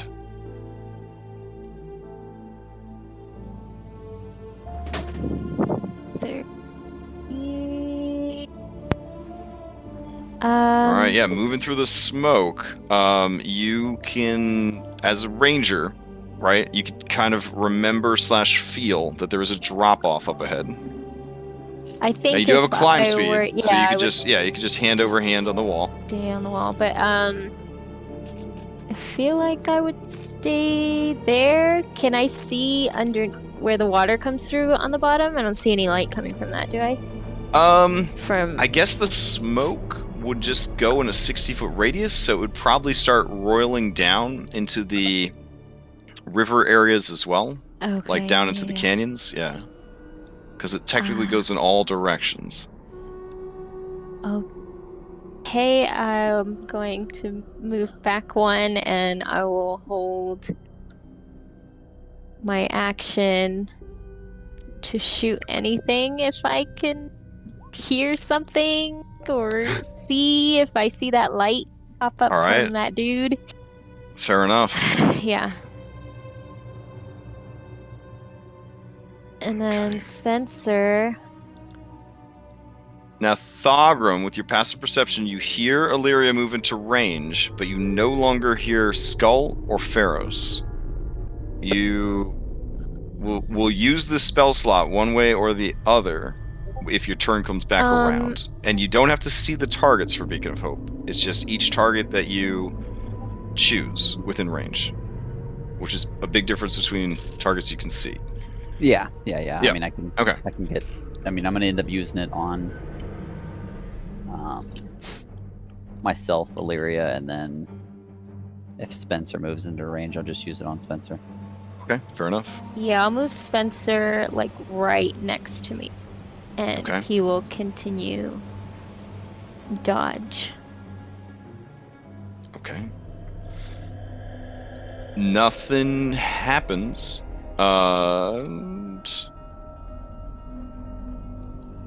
Skull.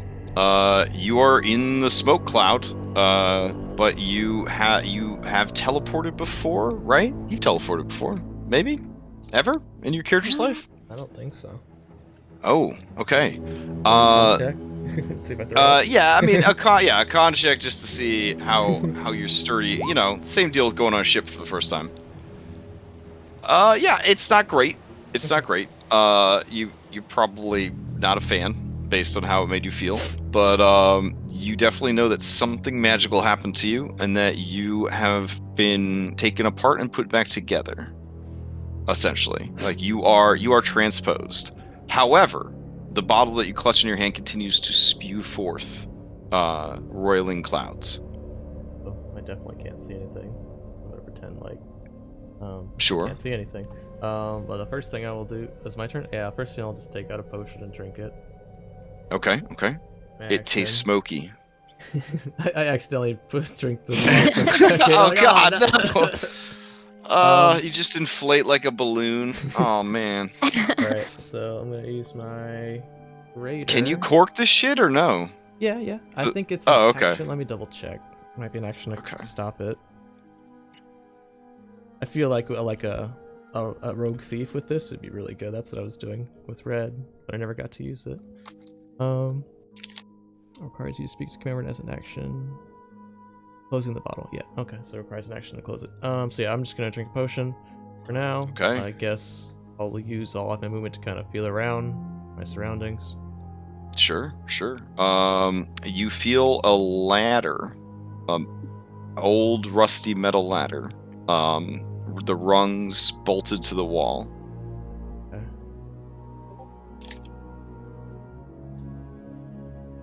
But does it feel like really wet here? I mean, it's humid. It's damp. You hear rushing water. Okay. Yeah. 3 1s. Oh my god. Okay. Oof. Okay. I'll just get that. And a back, 2. and I guess 3 1s and a 2. I'll hang on to the ladder. I guess I'll start trying to climb it. Okay. You begin climbing blind, half speed. Yeah, Got it. that'll be my turn. Thogrum, to you. Before your turn comes back around, do you use your held spell? Yeah, I would have used it. Yeah. All right. You, Spencer, and Illyria gain the benefits of Beacon of Hope. You continue to be blinded by this choking cloud. Not choking, but you know, it's filling the whole area. It's a lot of cloud. Yeah. Doesn't bother Thogrum. This is like being in the forge. You know, it's not too big a deal. Smokehouse. Smoke all the time. Yeah. He's just gonna kind of slowly like move forward, like touching his foot on the ground.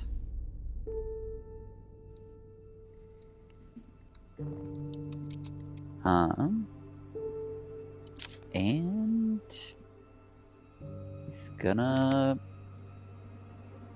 I think, dodge and kind of like yell out towards Illyria, like where he is. So yeah, I'm just gonna dodge right now. Ow.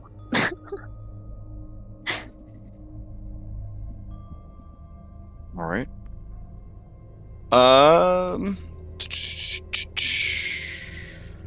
That brings us to Pharos.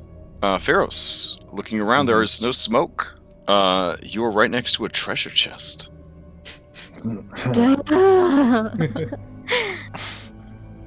It seems to be some sort of collapsed warehouse. There is a door to the south. Assuming it's the south. Right. Do a quick, just like 360 in space. Make sure that there's nothing inherently super magical around. I'll do my upcasted cure wounds on myself. Where did it go? It was my last spell.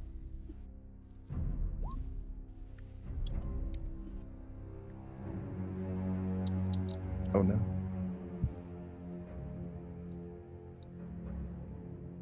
And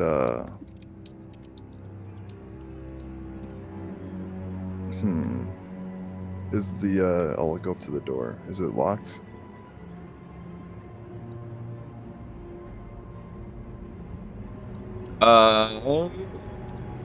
As you approach the door to test to see if it is locked, it is not. I'll open it. Okay. All right. Hold on just a sec. Let's see. Where can I stash this thing? There we go. Okay. You open the door and reveal a worked stone. It's hard to describe. Room. There is some weird elevations going on here. There is like a ramp that goes up in either direction from the kind of sunken floor of this room. One dwarven statue stands stoically here. There is a ruined staircase to the west and a passage to the east. I don't know if you'd have any more movement left. No, this is all my movement, yeah. Yeah. And then I guess I'll end my turn. Alright. Fair enough. Let's see.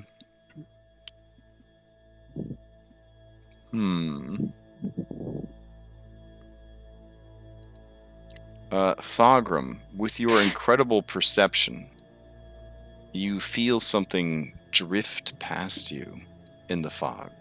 Yucky. Thogrum's butthole is gonna tighten. That's fair. That's fair. And that's his action. The creature is going to see if its Whispers of Discordance recharges. Here we go. It does not. It does not. Okay. Okay. You feel, even through your armor, a bony fingernail scratch along Oh my the gosh, metal, that's so the metal plating of your armor. You hear that sound as it just traces a fingernail along. You hear that low whispering sound, many voices, different languages all just sort of jumbled together. Can I use my reaction to just like make a melee attack? If you were holding an action, you certainly could. But unfortunately, opportunity attacks don't happen unless you can see. Yeah, unless you can see a target. The creature's doing the whole like 5-year-old and 6-year-old brother. I'm not actually touching you kind of deal. You feel the creature pass by you.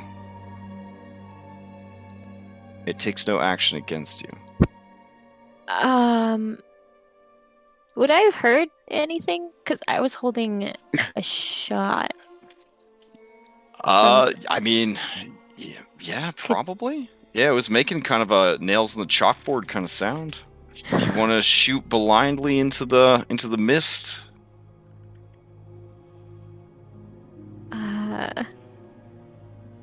No, I don't know where Skull is. I don't know where Ferris is. So I would think that they would be in this general area. So maybe I don't want to take a shot. And okay, fair enough. Okay. If that is the case, back to you, Illyria.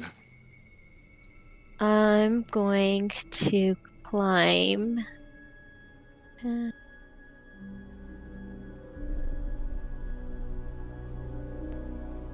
30.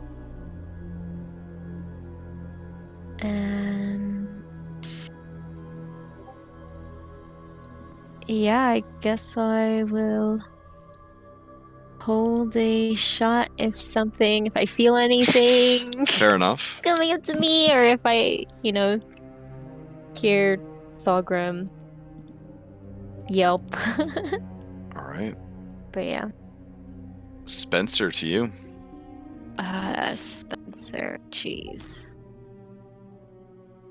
If he were to make this jump, is it now at disadvantage? Since he 'Cause can't of see, man, he has keen senses, right? Still, yes, no. He has dark vision, 60 feet. Since where is it? Let's take a look. I know he used to have keen senses. Yeah. Yeah. I wouldn't say it's a disadvantage per se. He's intelligent. He's done this before. Not this exact thing, but yeah, he knows the distance he needs to cover. So it wouldn't be a disadvantage. Nervous.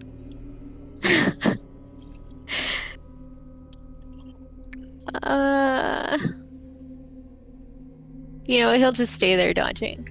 Okay. Until this smoke clears out. Do we know how long? You said 10 minutes would for be it to 10 clear minutes, out? So 100 rounds. 10 minutes, so yeah, 100 combat rounds of it being in this smoke. Any second now. I mean, I guess we can move out of the smoke, and if whatever's down here wants to come out, we can fight it over there. Fair.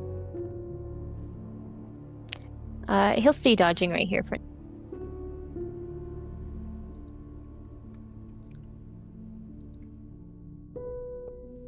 All right, fair enough. Illyria, you feel something plop against your cheek. It is wet and cold. Does it smell like yellow mold? It smells a bit rancid, and it feels almost like a big juicy slug. You are holding action, so you could, knock it aside or attack it. I wouldn't recommend shooting at your own face, neck area, but...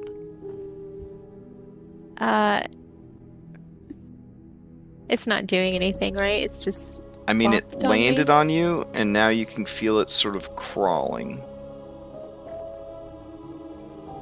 It's sticky and meaty. I'll knock it away with my hand, I guess. Okay. It is no thing to do so. No attack roll necessary. You Okay. knock it aside. You hear it sort of splatter when it hits the ground. Okay. Okay. You then hear more of those sort of plopping sounds. Oh, jeez, no. And you realize that they are just sort of raining down on you. Go ahead and give me a dexterity saving throw.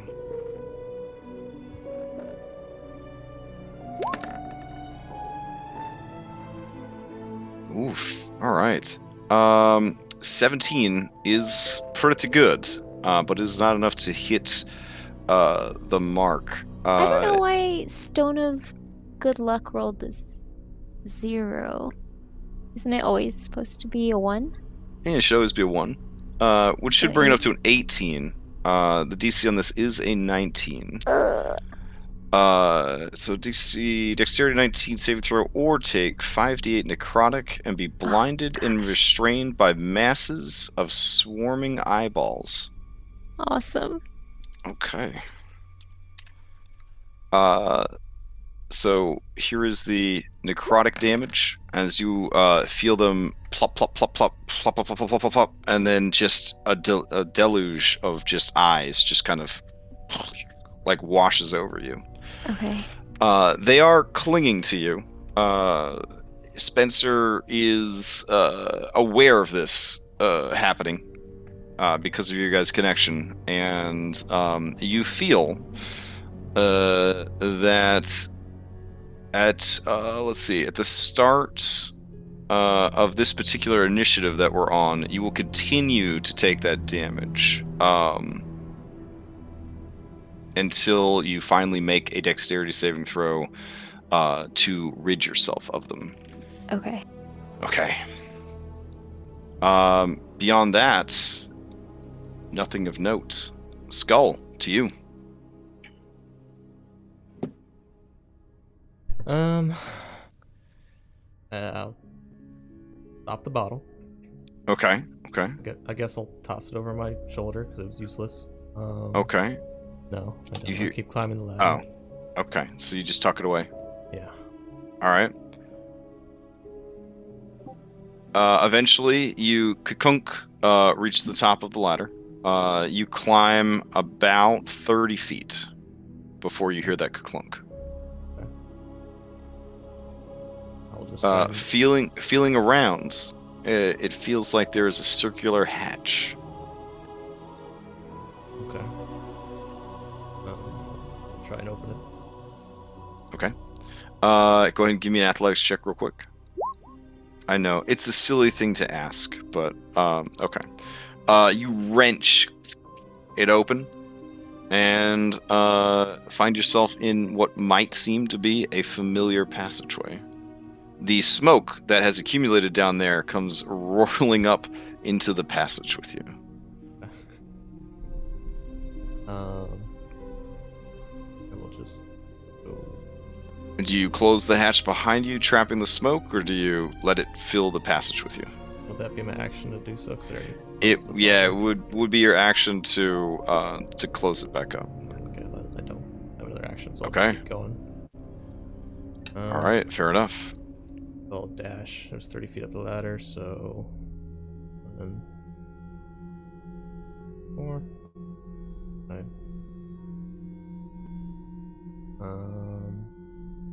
Right, that would be it. All right, Thogrum, to you. Yeah, this smoke kind of hose things up. But I don't know what else you want to do about it. I'm gonna. Let me see.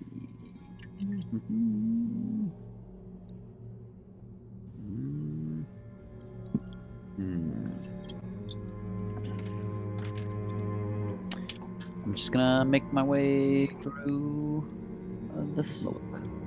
Okay.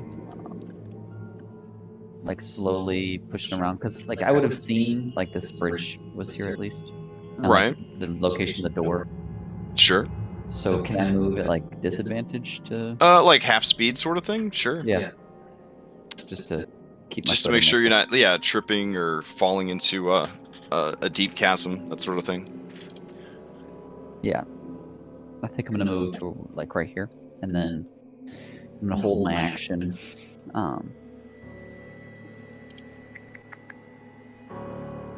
To...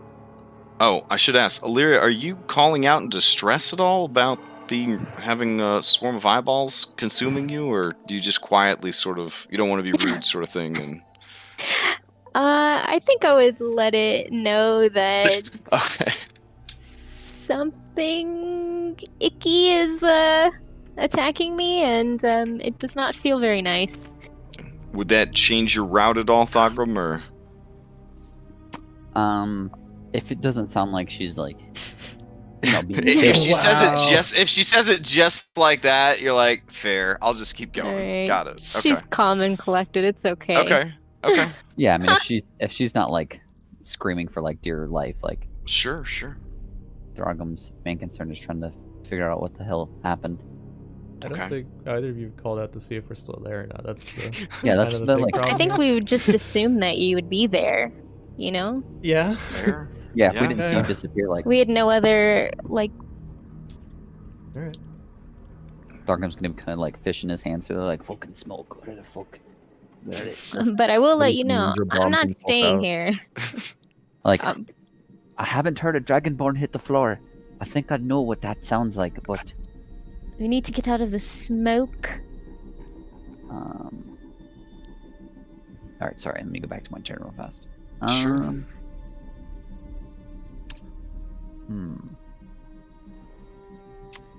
Yeah, I don't. Oh, I'm just gonna hold my action for if I feel like that's scratching again. I'm gonna put the good oomph into it.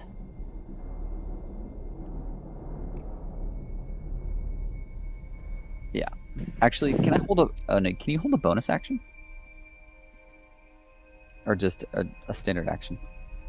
You can only hold a standard action. Okay, then I'll just hold Sometimes, it. yeah. I mean, most groups, ours included, will let you hold like a healing word, but that's not usually something that's done. So. Okay. No worries. I'm just gonna hold me action. If I feel something like touch me again, I'm gonna take a swing at it. Okay. All right. As your turn ends, the eyeballs that are all over Illyria begin to or continue to dissolve her flesh. Hmm. Here we go.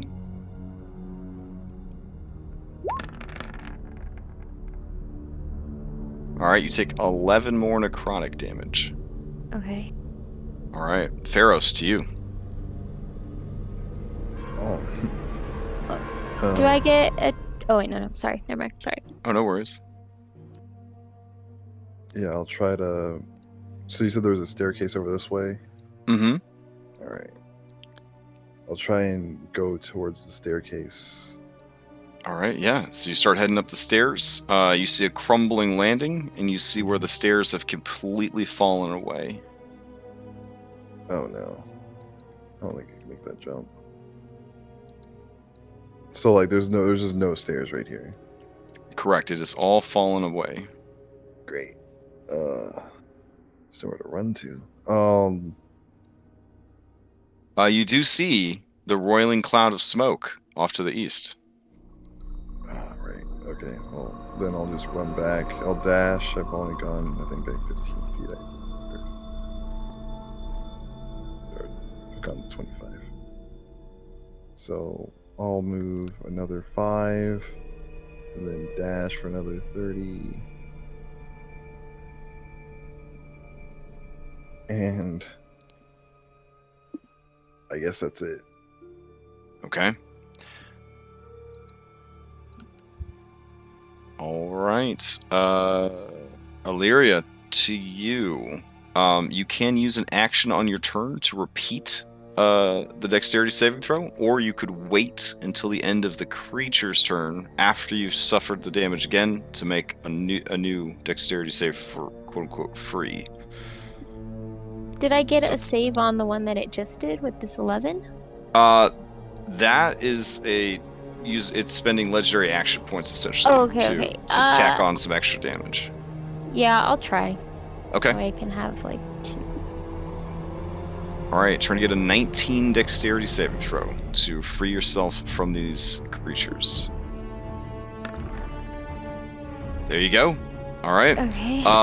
Yeah, you kind of close your eyes and just begin to slap and chop and pull furiously at the clumps. You can feel them squelch between your fingers as they pop, and you just toss them away, sort of roll against the ground and the wall, and shake yourself free of them.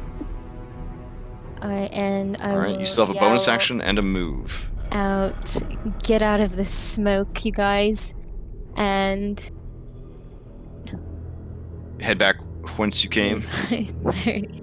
All Yeah, right, you hear 35. you hear Spencer honking, 40. and he's just honking loudly, concerned and Oh, no. Yeah. upset. All right, you reach the edge of the smoke. Mhm. It is Spencer's turn. I will pull Spencer back out of the smoke. Okay. And he will dodge. Okay.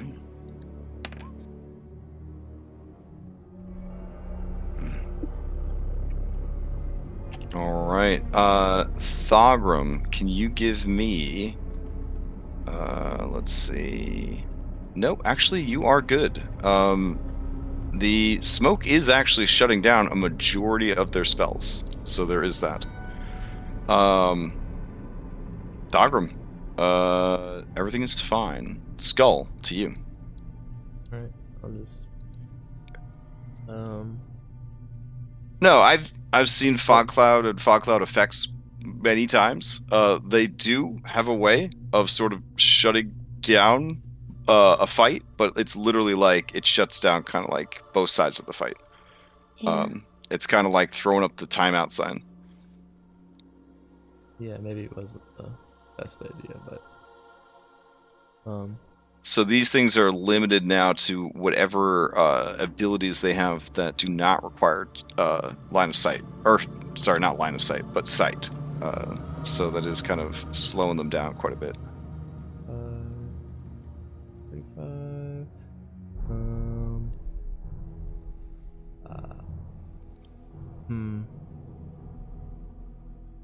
Oh, I know where I am. Yeah. Do you see? Do you see Yeah, a yeah. lizard on the walls? Yeah, look, you know what gave it that way too? It was this nice pink spray painted arrow. It Thanks, wasn't Crash. all this white spray paint that she put over all the walls. Oh, It's okay. kind of going in and out of the After that. dynamic lighting, but yeah. Okay. 1. So dash bonus action. 1, 2, 3, 4, 5, 6, 7. Okay. All right.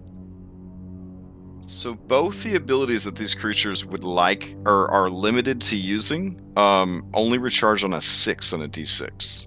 So Oh wow. yeah, so you guys have a good chance of getting Thogrum out of there. Not so sure about Pharos, but Oh, Pharos is probably in a worse situation, I think. But we'll see. Sorry, All right. actually, I'm just gonna drink another potion. I'm done. Sorry. Okay, Thogrum, to you. You are grumbling in the mist. Yeah, Okay. basically his take on it right now. So he's gonna walk back towards. There is a dwarven romance novel of the same name. So Yeah.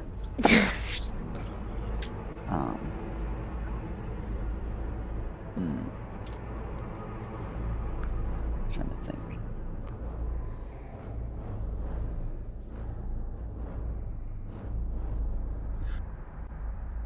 yeah, this creature has an effect that is obnoxious to both players and DMs, because what DM really wants to have his party split up all over the dungeon, but it's all good. It's all good. This How is the the dice holdout from second edition. It's fine. Oh no, man! I was gonna say try thaumaturgy, but I don't think that's gonna work. Oh, wait, can thaumaturgy make wind? Yeah. Not really. It's like minor. I think you could like blow doors open, right? It's not wind, is it? It just causes them to shut, and it's not like Oh. it doesn't specifically say like uses wind to fly I shut. used the or anything door like that. slam cantrip. I mean, there is a wind-based cantrip that could Yeah. probably be used, but most people do not have that wind-based cantrip. I think it's actually called Gust of Wind. I definitely don't. Yeah, your Okay. perception is like a curse right now, because you could definitely tell that both creatures are near you. Not within melee, but they are like floating around, circling you. I'm gonna make my way back towards the gap where I came from. Sure. And I'm just gonna. Can I move at like normal speed? Do I have to do anything? to Since move you at normal remember speed? where it is and you have good perception, and you've already been there, and it's all made of stone, and you're a dwarf and stone cunning, yes, you can make your way back at normal speed. Fine. All right. I'm gonna make my way here and then just basically hold my action again. Well, I'm just gonna dodge. I'll just dodge. Okay, fair enough. Pharos, to you.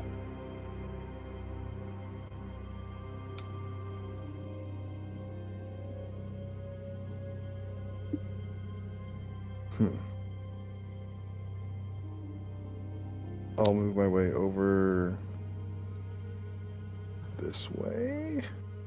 Okay, you head up some stairs. There's a landing. There's a door to your right. All right.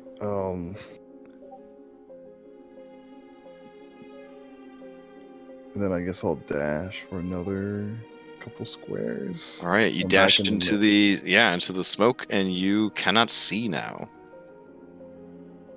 Ugh. This is not good. Here, I'll turn off your sight for you. That'll make it more exciting.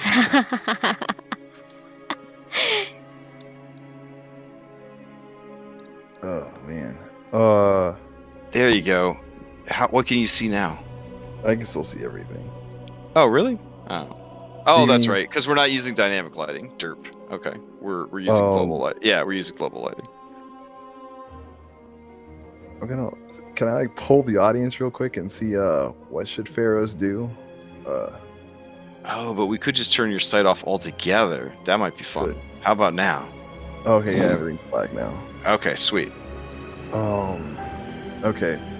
Can I see Thogram's warhammer? It is completely concealing. You can see nothing. Oh, Hence the reason that, Very yeah. obscure. I probably should have turned off everybody's sight to begin with, but, you know, I wasn't thinking about it. There you go, Thogram. Immersion. Hashtag emerged. Okay. Courtesy of Ever Smoking Bottle. Okay, this is actually like I'll step out. I'll use my last square to. Okay. Oh, so once you actually can't see, it's a little scarier. Got it. All right, so you can yeah. step back out of the smoke. Okay. Yeah. All right. This is not good. And I guess I'll just dodge and try to make the jump on the stairs. I guess on my next turn. That's a big jump. That's a big jump. All right. All right. So yeah, you get out of the smoke and you can see again. Okay. Yeah, that's the end of my turn. I guess. Let's see if anything terrible happens. Nope. Can you see through the smoke with like magic eyes? Just curious.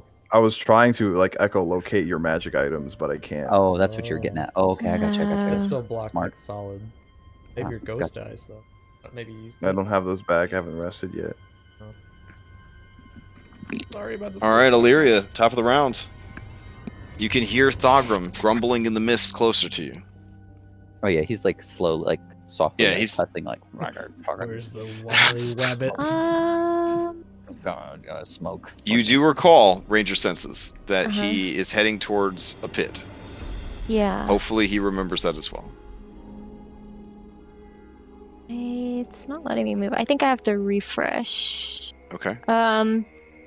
But I think I would kind of move a little bit back behind those like rocks that are coming out of the wall. Okay. And it's not refreshing. So if you want to move me, Sure, I'll move you over. I'll Okay. like just close it out completely. And I will hold my action to. Grab a falling Thogram if needed. I Same was deal actually as- gonna send Spencer to go do that Oh, okay. because he's stronger than me. But I meant like the rocks that are behind me. Oh, okay. Yeah, how Gotcha. they're a little bit. All right, like a and then little bit of Spencer cover. will wait and try to catch a Thogram that might not make it. Got it. Okay. Yeah. Anything else from Illyria then? That'll be it. Just holding a shot and then Spencer reacting to grab a Thogram. Okay. Illyria, with your passive perception, you hear the heavy footfalls of a large lizardfolk-esque creature coming at you from the top of the stairs. Oh no. Oh gosh, it's more or it's more of the lizard folk people. All right, I'm gonna get a I'm little probably bit cursing in Draconic, but it's like scared, kind of not like in common. churn All right, that let's way. see. Ooh, we didn't get a 6 there either. All right. Skull, to you.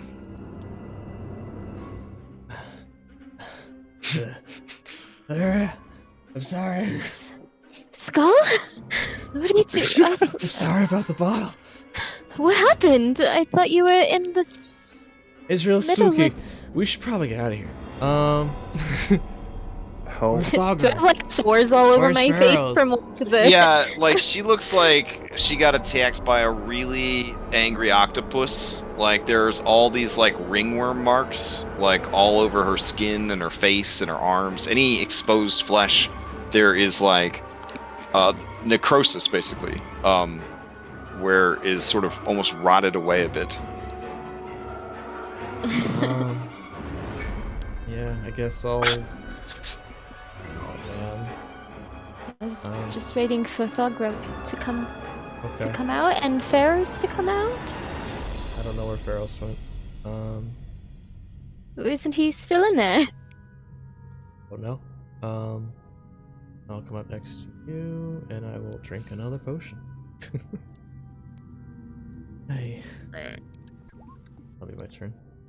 My bad. I was being so lazy with this dynamic lighting, Skull. Now I have added blocking terrain and turned off everybody's eyeballs, all the good stuff. Trying to really sell it. It's professionalism right there. Thanks. I was like, damn, this is a thing that's happening. And then I was almost, but now I'm with it. I'm with it. I'm sorry.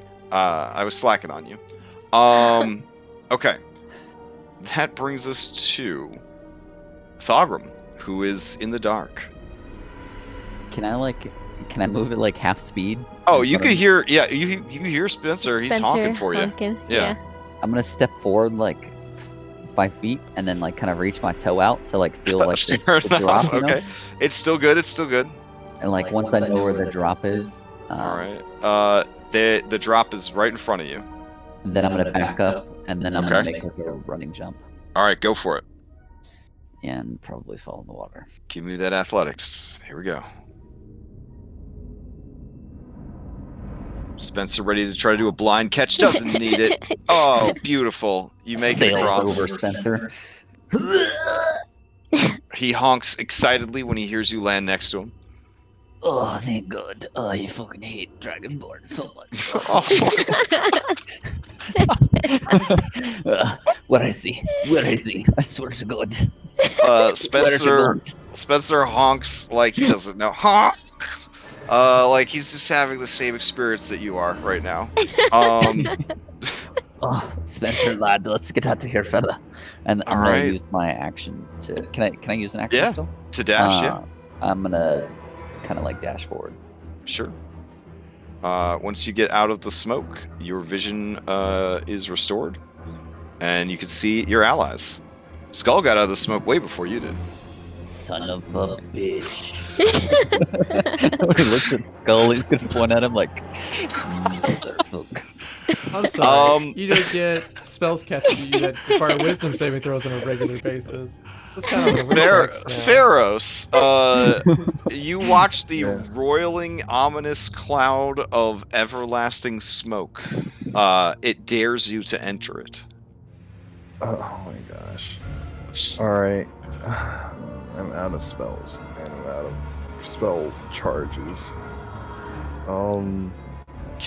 I was like, oh my god, are they all gonna die? But then I was like looking through their abilities and spells, and I was like, oh, there really isn't a lot they could do to them now that they can't see. So. Alright. This is good then. Yeah. I was like, how am I gonna explain this to the others? Can you pearl and then dimension door? I have to be able to see where I'm going. Well, not really. Well, you can ask for a blind. You can try to do a blind, but unlike early editions, you won't teleport into a wall and kill yourself. The spell will just fail if you pin the tail on the donkey the wrong location. And you can't use your vision to see through us or see through. He could see 30 feet, but he has to rest for an hour to get back his X-ray vision. I'm gonna take his chest though. I thought the Illyria's wall hacks would see through it too, so not bad. I'm gonna dash at his chest. Okay. And grab if there's anything of note. Okay, so you're gonna move and then dash back into this room with this lonely chest all by itself. You see, I have bad luck with chests, but you. Actually, that's bad. All right, I'll just attempt to. All right, you're right. I should just attempt to dimension door Oof. back to where I Okay. was. Oh well, I have to use a pearl slot. I have to use a pearl item, so that'll be my action for the turn. Okay. All right. Creature's gonna drift about in the smoke, trying to find some people. Can I see it with the light around it? Unfortunately, the way this stuff works is it causes full concealment. So, yeah, like Skull did not want you guys to be seen. Okay. He was thorough, as he often is. All right, top of the. Oh, let me see if he gets back his ability.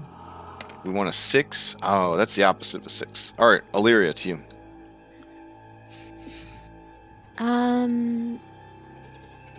Yeah, but I have to see it to. Can I see it to cast on? No, it doesn't like Mark Prey do the same thing. It's like an upgraded version. Marked Prey is basically a personal fairy fire against one target, whereas Hunter's Mark is like throwing a GPS spider tracker on him. Oh, okay. Mm-hmm. It says I have- two different spells that both have benefits. I have advantage to track it. Correct. Like in the Yeah. traditional, like like smell the ground, look around for clues, Yeah. like follow them kind of way. I am just going to back out a little bit.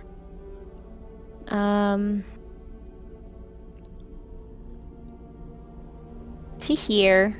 Okay. And I will still ready an action to shoot anything that comes out of that smoke.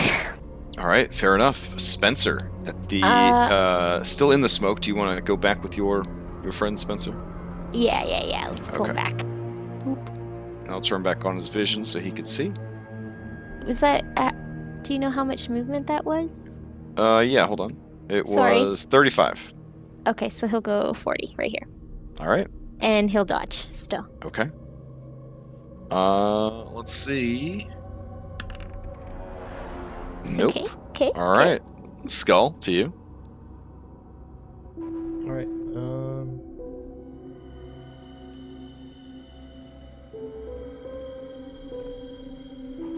Fireball would be really nice, Redbone. Oh man. Nikolai! That's like the 4th or 5th time I've heard that tonight.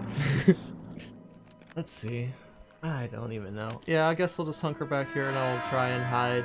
Use the bonus action to hide. Thogrim, to you. Here.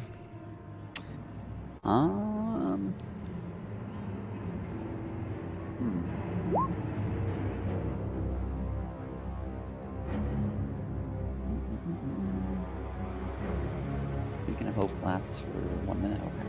I'm just gonna back up this way. 5, 10, 15, 20, 25. And then I'm gonna hold my action for if anything comes out of the smoke. I'm gonna blast it. All right. A little Sacred Flame action if I see anything. Well, if I see like a monster and maybe pharaohs, I don't know. Sweet. Okay, Pharos, to you. You used your Pearl of Power. You got your spell slot back. Like, where's Pharos? Is he still in there? So, we're gonna work through this together. Dimension Door. If you are intending to use it, you teleport yourself from your current location to any other spot within range. You can arrive at exactly the spot you desire. It could be a place you could see, one you can visualize, or one that you can describe. Oh. Such as saying 200 feet straight downward, or upward to the northwest at a 45-degree angle 300 feet. You can bring along objects as long as their weight doesn't exceed what you can normally carry. You can also bring one willing creature of your size or smaller who is carrying gear up to its carrying capacity. Must be within 5 feet of you to cast a spell.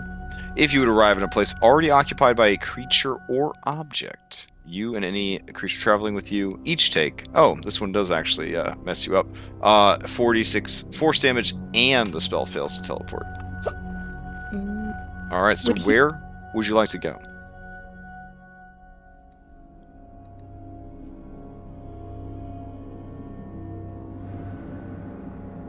Ferris, are you with us? Oh, I am muted. I am sorry. Oh, okay. So the last thing I remember was there was a chasm of the jump I made, and there was a square with a plank on it. I like to go to. Can I go to that square where I made the jump at? Do you cast the spell? Yes. All right. You disappear, and when you reappear, you are unable to see. But the spell, as far as you know, would not have worked if you didn't actually go where you're supposed to go, unless somebody hijacked your spell, which happens, but probably didn't happen. Okay. All right. Okay. And then Now you do Do I also he- hear the grumbling of Thogrum and the honking of Spencer, so that definitely would warm your heart a little bit. Do you Okay, want can to? I- Do you want to stumble through the can I- mist towards them? yeah, I'll Okay. try to. All right, there you go. And as you get free of the blinding clouds, you see your allies. Jesus, what happened? Oh my god. Okay, you know what? Let's leave that. Are all you that. guys leaving the area? Because if you are, I will take you out of combat, and time will speed up, and the fog or the clouds will eventually dissipate. Or do you intend to mess with the denizens of this room while benefiting from this cloud?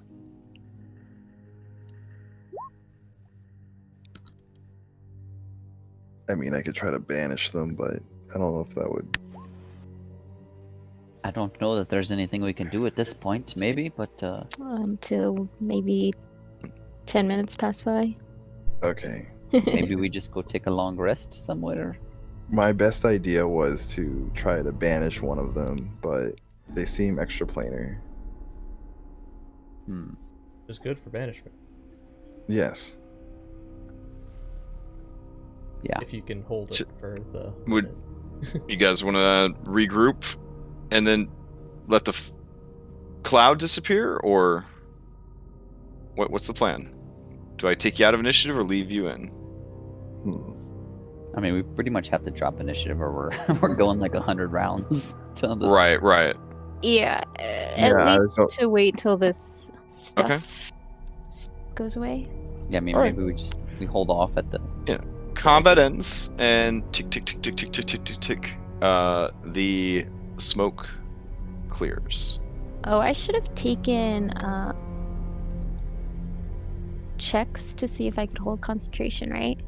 Oh yeah, when you were damaged. Yep. Mm-hmm. So give me 2 concentration checks? I think you were only damaged 2 times. It's Constitution, right? Yep, Constitution. Oof. All right, yeah, that would have actually Okay. lost it right Okay. off the first one. Okay. All right. So, out of combat, smoke is cleared. Room seems empty. Okay, Skull. So you see that bottle? Put it away. It worked. How I mean, dare you? we're still alive. There's that. It's gonna be like touching my face. Ah. Ooh, what happened to you? Mhm. So Yeah, I would say like ringworm's probably the best way to describe the damage that they would have dealt. Would just kind of be like a really gross eating away of the dermis kind of How deal. much health? How much Um, health does everyone have? If 43 out of 60. 50 out of 76. Okay, I'm gonna cast Prayer of Healing. Okay. Yeah, you could have done it while the 10 minutes you were waiting for the cloud to disappear. Yeah. Ooh, could you have done it before Beacon of Hope went out? So Spencer and Oh, I that could would have gotten been dope. full. But I Yeah. think Beacon of Hope's like how long is that? A minute? An hour? It's a minute. It's a minute. Oh yeah, no, it's a 10-minute cast for Oh, okay. yeah. So while we're sitting here waiting for it to Okay. dissipate, I'll cast Prayer of Healing.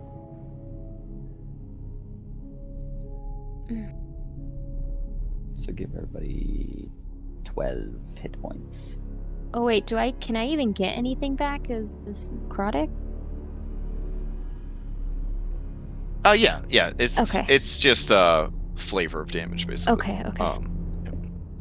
There are necrotic effects that prevent recovering, but this isn't one of them.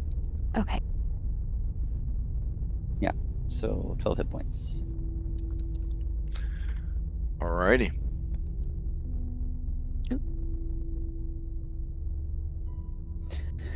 Okay, so next time, what can we do different? I mean, All right. We could Maybe. try stealthing, and then we banish one of them. and we blow one of them up, maybe? Hmm. I could try to wall of fire one of the fellas, and I bet he wouldn't like that. Or I could go untargetable, We then I can could go go. deal with the mold. I kind of rather do that at this point. Like, One of them is hut. I'm are gonna. they? Well, yeah, I got 2 Oh. shots off of one. Oh yeah. I mean, should I'm- put about yeah, 40 I guess I'm damage fine into to go one. back in there then. We all know what's gonna happen though.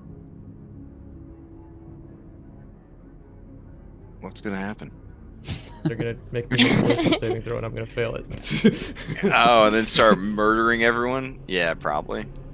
That's sort of what eldritch creatures do. Is they look for the weak-willed targets that make them kill everyone else. Yeah. Makes me feel bad as a character. Oh. All right, so I could go either. I have one spell. Either I could go untargetable with Shadow of Moil, or I could try to banish one. Why don't we go just try to take a long rest somewhere? Maybe back in that person's foot, or we could go around the corner somewhere. We can go into the fireplace Oh yeah. Oh, and shit. hide in there. Shit. That's That's a great legit. idea, though. That's super legit. Yeah, I say we do that. Okay. Let's go. And All so- right. If you do that, I honestly they will not be able to find you because they are unaware of that place. I will not even roll random encounters. I will have to shuffle the dungeon around a bit. Also, if you trust my rough mathematics, you would also level into 10, right? Because you guys are still 9. Uh-huh. Yeah, Yeah, so we're you nine would, right you guys are sitting on the XP for 10 right now. I don't have the exact count for you, but I was waiting for you to either leave the dungeon or get a long rest. I didn't think you'd find a place to long rest, but I didn't count on you finding that and then thinking to use that as essentially like the creepy people that like live in someone's attic and sneak down for food. You know what I'm saying? Oh man, what was that? What was that amazing Korean movie? Parasite. You know what I'm saying? Like that kind of shit. Okay. What's scary? But yeah. The door, the secret door might not have a handle from inside. That's another thing. Maybe. I don't know, or this was All right. magically open. I feel like I'll we could put- just. I feel like we'll be Bust okay. I it mean, we down. have a guy that can move stone, right? I mean, he could just make a handle, right? That's Yeah. what. Yeah, it's a forge cleric. Yeah, I mean, make Delete a these handle. Spencers real quick. Delete all Walk these through auxiliary stone. Spencers. Okay. So you guys sneak back to this person's apartment, and you turn off their fireplace, and you remove the secret panel they are not aware of, and you crawl into the hidden crawl space behind their fireplace. You Fireplace turn the back on. fireplace back on, you slide the panel back into place, and you collapse in absolute and utter physical and mental exhaustion, and you think about everything that has transpired thus far. And Bob's your uncle. You gain the benefits of a long rest, and thanks to the blood of heroes, you level up. Do you want to literally level up right now, or do you want to save it for in between sessions and continue exploration? Because we still have time on the clock. I don't know. I'm down for It's either one. it's a lot when you're used to having a full team. Dropping down to a bare bones team of 4, that could definitely be a little intimidating. Yeah. We can go try to poke at the molds. I mean, Okay. Well, don't poke it. Don't touch it. We can try and pass by the You mold. could also compromise your level up and just gain the hit points from the level up, and then worry about the other stuff later if that's a concern. I can tell you as an occasional player, hit points are often a concern, but they're kind of a big deal. yeah, they're kind of a big deal. I kind of get critically hit every Tuesday. Like, kind of get fucking critically hit every Tuesday. And I know it's the universe paying me back, but man. And every time I get messaged by one of the other guys in the group, he's like, "Good thing we're not using crit cards." Dirt, dirt, dirt.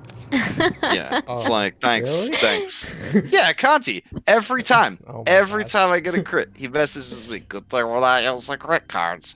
Wow. And he's right, because I'd be on like my 7th character by now. Ooh, you know, at 10, I get divine intervention. We can start getting some Wow, red that's head. true. Get That's rid of true. these things out of my dungeon. Let me get my Gond miniature ready. Yeah. I have had to throw down a Morden miniature a few times, so Right, I so will guess- say that at your level, you don't actually the actual god will not show up, but it will send someone to help. Am I pulled in on this I line? feel or- like I feel like that's those creatures in that well is probably the biggest threat. I'm not sure. We can go check out what the bolt. I just gotta decide what we want to do next. We did take a long I rest. mean, so I think we spent could. 8 I think we hours in could this take closet. the guys with the mold. I think just sequencing was unfortunate. Now Yeah, remember, like yellow mold, much like green slime, which you guys Mhm. dealt with at level 2, right? It's a dungeon hazard. You guys are pretty well equipped. You know it's there, right? You're pretty well equipped to deal with it. Yeah. So please don't, as 9th/10th level characters, be afraid of the yellow mold. Like, Yeah. I'm confident that you guys can handle it. Let's do it. Especially since you know it's there. Yeah. Now the other creatures. I scaled back all the encounters for tonight so that they are not for a group of 6, but they are for a group of 4. So, like, you would not have stumbled upon a fight that was outside of your ability to handle, per se. So, I will draw the pictures of the mold and all Okay. of the things Let that everybody they need know to what they're looking for. look out for. yeah, it's so that like way we don't... it has sort of a flaky sort of God, what am I thinking? I've had so much trouble with my words today. Lichen, right? It has sort of a almost lichen texture to it, like flaky bark kind of look to it. But yet there's also like areas of furry patches of lots of spores. All right. So I should take you out of this room like 7 hours later, basically. Yes. I didn't All right. hear anything. Right? What is the Nobody what came is the back? exit? What is the exit strategy? Oh, that's a good point. Yeah. So you're an elf. You enter reverie. Only takes 4 hours. Mm, And then I suppose you're gonna listen at the fireplace, basically. yeah. Okay. A person does return. At about the 6-hour mark, you hear the door open, Okay. and you hear a beefy person kind of walking around the room, and you hear in Draconic some words. The others require the full duration of sleep, but you do recognize some choice cuss words, and the word "where," because of your time spent among so many dragons and dragonborn. You hear angry sounds as if a desk is being flipped over, a chair is being smashed, Okay. a door is being opened, a chest is being opened, more screaming. A chest is being smashed. A person is very upset. Thogrum, your passive perception is high enough. You would have been awoken by this. The two Dragonborn bros, you guys have pretty decent perception, Just but not 13. not nearly as good as the dwarf and the elf. Yeah, so you guys would probably sleep through it, considering you're behind a stone wall. Yeah. You've been sleeping in me. We could have been sleeping in my pants too. Oh, you're sleeping in your pants. So Illyria, you snuck out of the pants so that you Yeah, could I feel like I would listen. have done that because I want to know Okay. if anyone comes back in. Then in that case, Yeah. Thogrum, you probably would just keep sleeping. You probably would just keep sleeping. Okay. Do I hear them leave? I mean, this is where Or they live. they stay here? Okay. But yeah, they would leave at some point because they'd have to at least report what happened. So Okay. around the 7-hour mark, when your allies would have gained the rest that they needed, you hear them begin. You hear the door slam. Tell the Okay. person that lives here just left, and they did not seem very happy. What- And I I'll would be there. repeat like whatever words I can remember that like Okay. they had said to Skull and Pharaohs, and see if they can. Where the fuck is my rug? Where the fuck is my rug? Thogrum's just Where- gonna Where's my ledger? Where are my notes? And so on and so forth. Did they find Pharaohs' little insignia thing that he did? I mean, do you guys? What do you want to do? Up to right now, I say we just bust out of here and take her by surprise. Try or to him, catch her before she gets too far. Yeah. Okay. Yeah. Like, We don't Alright. want her to report back. Okay. She's really upset about that rug. Thogrum's It's a gonna family heirloom. All right. The Stomp on it. door is ajar, and you hear the sound of like running off in the distance. Do you pursue? Yes, it's pursuit. Okay. All right. Right around this turn in the corner, Skull, you probably move the fastest, followed by Spencer. Spencer and I are then- both 40. Okay, then all three of you would probably catch her first. Thogrum, you. no offense, but you would definitely be Yeah, last place in this foot race. coming up the trail. Alright. Yeah, you see her as she's beginning to head down the passageway. Okay. Oh, she's fancy. She looks she does hear you guys kind of chasing her, and she looks back and her eyes go wide. Mhm. And in Draconic she says, you, where did you even come from? And begins to tentatively reach for her initiative dice, though she is doing some calculations as she looks at all of you, and then that's delay allows Pharaohs to kind of move up, and she hears the stompiness of Thogrum. She looks around nervously. She looks at the kobold warrens, and you can see her kind of bolster a bit. don't be a All fool. right. Clearly outmatched. Say in Draconic. Okay. In Draconic, she says, "Where's the baby?" Everyone wants the baby. Don't you have anything better to do?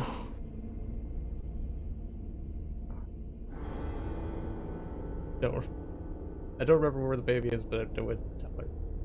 I would We don't I would just know. kind of You glance. We don't don't know know where where the the baby baby is. Yeah, I We don't know where the baby is. Safe. She kind of sneers at you, and she says, "You lie. Why would you get involved in the affairs of those winged devils. That's what I told him, but And then Thogrum's gonna come walking up. Oh, what did I miss? Oops, sorry, I didn't mean to roll. I didn't mean. She Sorry. narrows her Sorry. eyes and Sorry. says, "There's supposed to be 2 more of you. You split up? That's bold." She kind of like lets out a sigh. She's like, "I have no loyalty to the dragon. Only to myself. You have a reputation. I want to cash in on it. Promise me my life and my freedom, and I will tell you what I know of this complex and this organization. Do not worry. If you release me, you'll never see me again. I do not wish to linger in a region ruled by a mad beast such as the poisoned kiss." Why don't You we believe her? You could do an insight check, for sure. Oh wait, she's speaking in Draconic, so I can't even understand, right? Yeah, it'd be a disadvantage, but you can still kind of sense the intent of this creature. Okay. This creature definitely seems, well, Illyria, it's hard to say.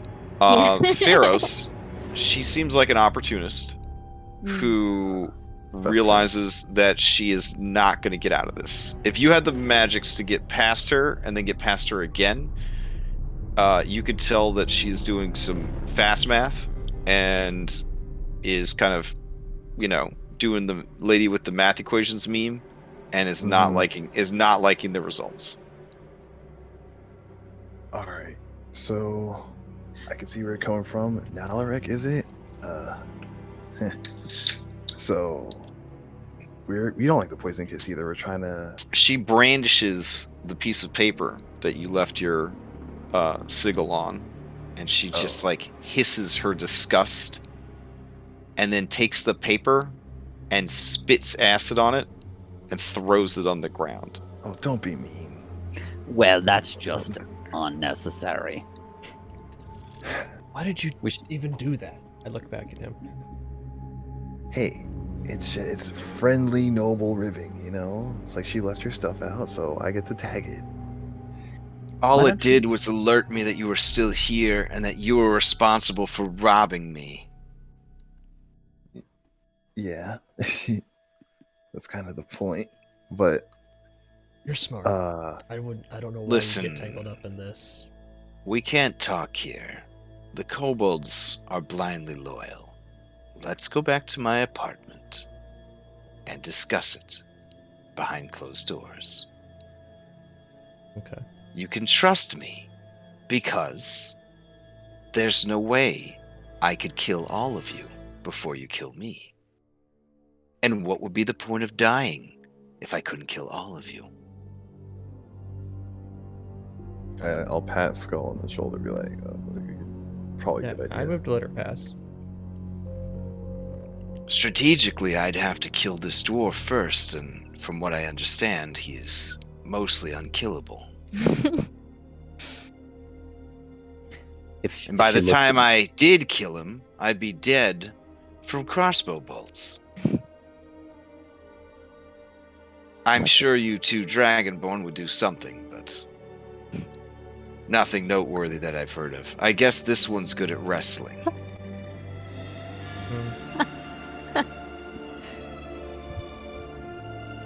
Wait, how do we get back in? We're actually surprised that the baby hasn't already been returned. Pharos has a reputation of being a bit of a lickspittle. Like, calling me words that I don't even know. I'm gonna take that as a sign of disrespect. I'm gonna sit at her desk. Okay. See the She countryside raises is- a spiny brow at this bold move, and decides to stand. This individual is dressed in plate, carries a great sword and a heavy crossbow. They look like they went in, if they were a Skyrim character, they went into all the different skill paths with cheat codes on. Or they're a paladin. I guess that's the same thing in 5e. How's that crossbow looking? Does that look special? It is not a magic crossbow, but it is a very fine crossbow. Yeah. What about her bolts? Do any of them look special? Let me check. Yes, they are magical bolts. Oh. Do you speak common? I do. Well, and by the way, my friends were telling me you're a little upset about your rogue coming up missing. Don't worry, I am. I'll take good care of it. She grimaces. She says, "Easy come, easy go. It's only fair. You were better. You took what was there, and I wasn't there to protect it." So I got a question, if you'll indulge me, about the two floaty fellas with the eyeballs and the fish bowl on his head. Mm-hmm. Where do you get something like that from? They are guardians of the vault. What's the vote? There is the wise one and the great seer. Interesting. The wise one is the fishbowl head, and the great seer, I'm sure you can gather. Yeah. Yeah. It, Mm-hmm. it's real good at seeing things. Who put the security system in? If you don't It's mind me fruitless to kill them. They simply show back up. Is there like a safe word to pass them? We have not found one. Nor have we managed to find a way into the vault. There is a very powerful guardian. asking. So That is to say, an additional I guardian was gonna say. that we have been unable to defeat. other than those two fellas. Yes, We do it is have, a great beast of significant size, tentacles, limbs, suckers. It really just has a bit of everything. What's in the direction of the yellow mold? Oh, that is where the non-kobold employees are cloistered away. Cultists that worship the dragon as a god that are not kobolds or lizardfolk. So I guess humans, elves, orcs, they just all group together nowadays. Though, based on your attacks, the majority of the kobolds, including their leader, have all relocated, and they are now living there together until they can neutralize the threat that is you. Oh, so they're all hiding out in the old yellow mold area. Yeah, I told them about the fireballs and things like that, and that grouping together wouldn't be wise, but they seem to think that there is safety in numbers.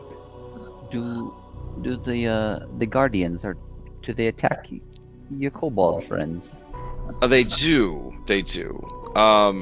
We managed to set up a strong enough opposition that they do not come after us directly, but they do everything they can to dissuade us from approaching the vaults.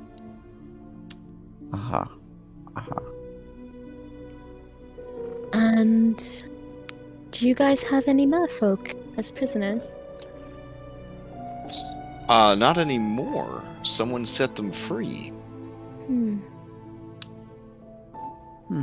Interesting. Wonder who that could have been. Indeed. there's no reason to dwell on that sort of thing. Some people might view it as, I don't know, human trafficking or slavery. That's certainly a no-no. Look, I'm a businesswoman. I'm good with numbers. I'm good with a sword. I'm pretty much good at everything. But I know when I'm beat, this is a lost cause. One, because you've bested me, and two, because I finally understand what is going on, and I don't want any part of it. Shortly before you arrived, I was putting my affairs in order and getting ready to leave. In a permanent way. It's gonna hop the next ship to Chult. Oh, so that's where you plan on going. Well, Chult, or maybe the New World. Huh? Like, that's like a double New World, am I right, guys? She Yeah. says to Skull and Pharos. Yeah, well, where's your family? Squabbling for what little power they think they can find. I left home, as many did, to explore the possibilities of this Toril. And what did you learn that pushed you over the edge to want to leave? Well, there's two scenarios that are going to play out. One is that a creature, by my understanding, a kraken of great age and size, I suppose a great old one, if we're getting academic, is going to rise very soon. And when it does, it will come here via magic or underwater tunnel system. Not 100% sure. With a tasty treat that This whole planet is hollow. It's disturbing. Yes, whatever's in the vault, it's coming to get it. And when it does, it will be strong enough to do whatever it is that it wants to do. Which the general understanding from the notes that were stolen from the crazy old man in Saltmarsh indicates that it intends to flood the region, literally raise the ocean up, take the Sword Coast and tumble it into the sea, and eat, and eat, and eat, and eat some more. Now, that's pretty bad, right? But you see, this Synesis, she is quite mad. And over the centuries has convinced herself that the reason that she is so powerful is because she has been consuming her own young. This led her down a rabbit hole of bad ideas. She found out, I'm not sure how, perhaps dreams, perhaps because of her innate madness, she was touched by she who hungers in the deep, but she knew about the vault, and she hungers for the vault. She is convinced that if eating her own children has made her as strong as it is now, eating the contents of that vault will make her the most powerful dragon, being, creature imaginable. She has squandered her wealth, bringing in all manner of cultists and arcanists, and built up her legion of followers for one purpose: to get to that vault when it opens before she who hungers. Take the power for herself destroy she who hungers with that power, and I have no doubt consume the body of she who hungers to get even more power. Will that work? I have no idea. I know that souls have power. I know that the outer planes are fueled by a currency of souls and belief. When you die, you become something known as a petitioner. It is essentially a soul that still retains a certain amount of free will and sense of self. You basically live a new life in whatever heaven or hell you happen to go to. And just like in life, all the deities are handing you brochures, trying to keep that belief power that they had while you were in life, because now that you're a petitioner, it's doubly powerful. It's that much sweeter. But not everybody becomes a petitioner, you see, because some people, and she looks over at Pharaohs, sell out early. Ooh. Who told you? And some people don't even get a chance to decide.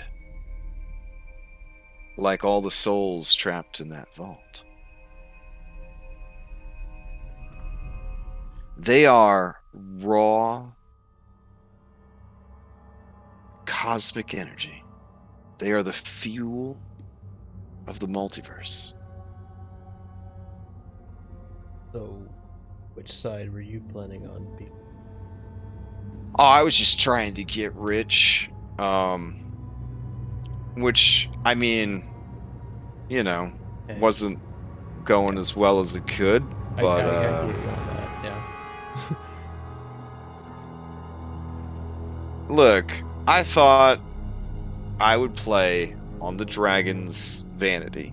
She's a black dragon, I'm a black dragonborn. We have a reputation for not liking dragons. I would kiss a little cloaca, and then, rose through the ranks, right-hand girl, privy to all the knowledge, access to her books. While she's having me spend all this money, float some of that money into like offshore accounts, etc., etc., etc. I stuck around because the crazy was so crazy, I was afraid to look away until I knew exactly what was happening. So can anyone get stronger from consuming souls, Oh or is it like Pharaohs, really? I mean, Really? if they know the techniques, if they know the rituals, if they're a powerful enough being, I mean, you'd have to be semi-divine to begin with. That's why she started this cult. Has all these zealot worshippers. I'm just one asking? So she's tricked all the cults into working together to serve her goals. Yeah, Or she pay brought for in it. she brought in the cult of the Merilith. There's some red fist, red palm, crimson fist. There's quite a few. There's quite a few that she essentially sent out visions to come to the region, and has been guiding their actions. Essentially, by having so many different cults that don't seem to be tied to each other, it's done a pretty good job of smoke screening her activities. After all, who would suspect a dragon of being a crazed occult leader?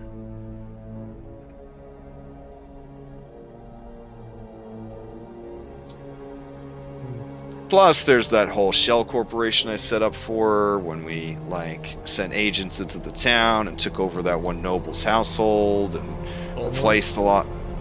Who? Was it the Soul Wars? Oh, yeah, that's them. Yeah. Yeah. Okay.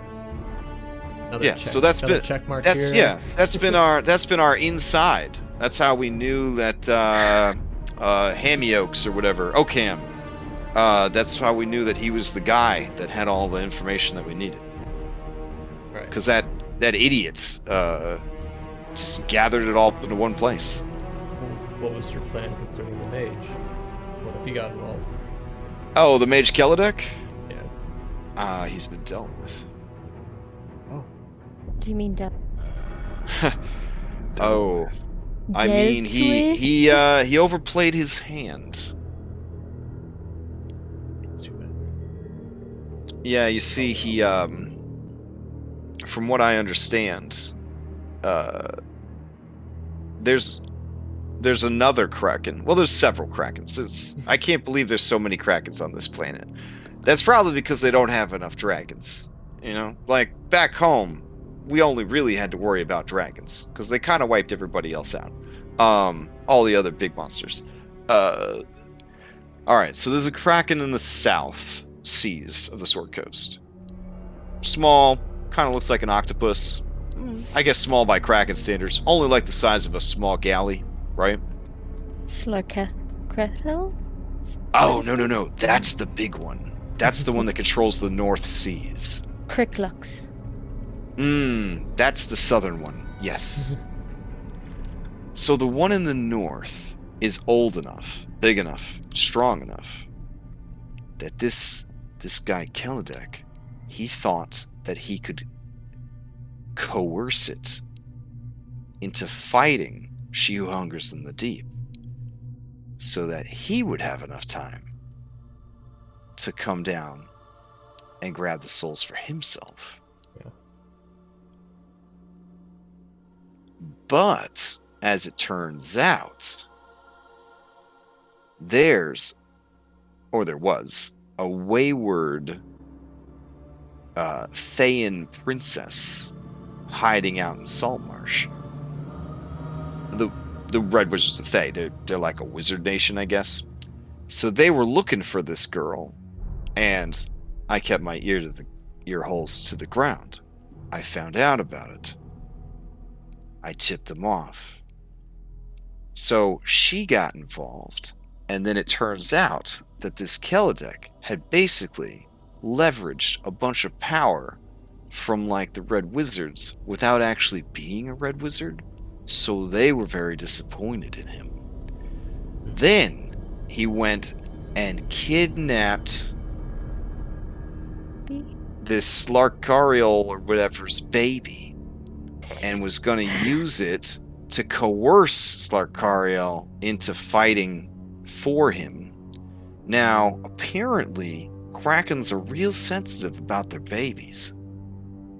Because, like, they don't like having babies, I guess? Kind of like kobolds. But once they have the babies, they don't want anybody messing with the babies.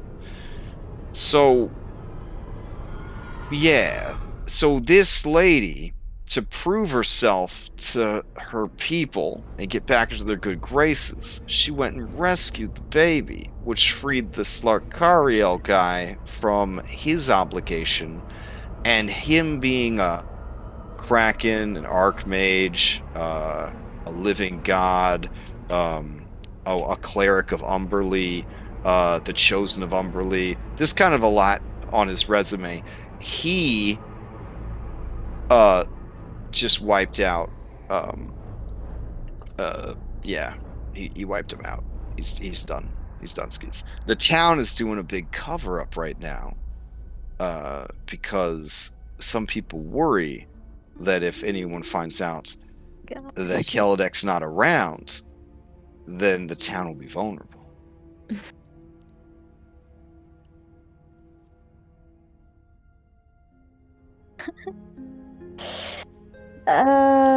Jeez.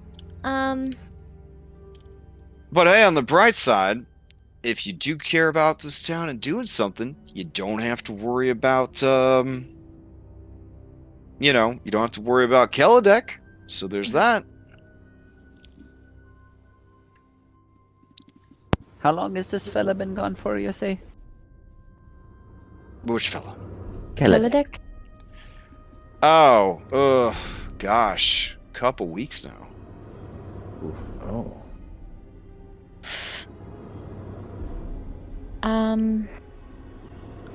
Was it a couple weeks? Maybe it was like 1 week, tops. I don't know.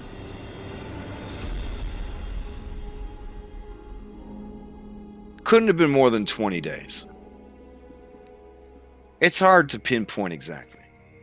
There was an attack on his tower, but it kind of got hush-hushed. And the rain and the weather's been so bad, a lot of people aren't sure what they saw. Maybe the tower got struck by lightning. Maybe that was all that happened.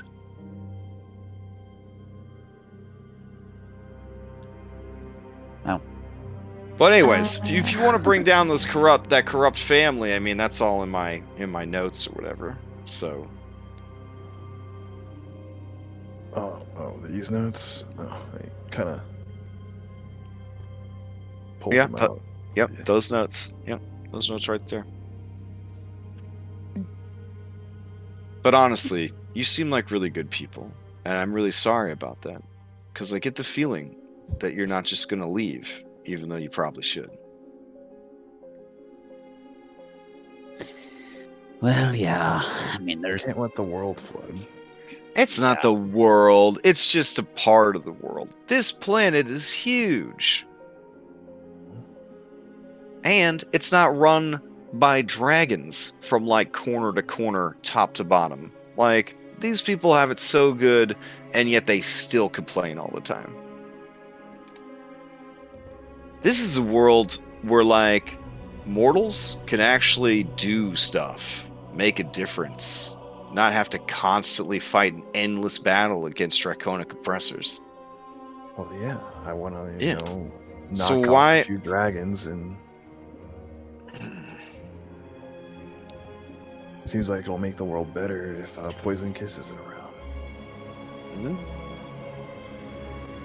Well, if you really, kind of a pig. if you do intend to face her, I guess the question here is, do you intend to face her in her lair? Or do you plan to wait and face her when she tries to open the vault?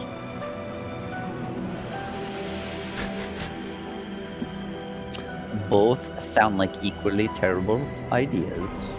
Because here's the shit of it. If you wait for the vault and there's nothing slowing down She Who Hungers, you might be in for a double feature back-to-back boss fight. or you could gamble and you could just see if the two of them, if you could slow her down till the other one shows up, and then have them fight each other, just eat some popped corn, and then take out whichever one survives.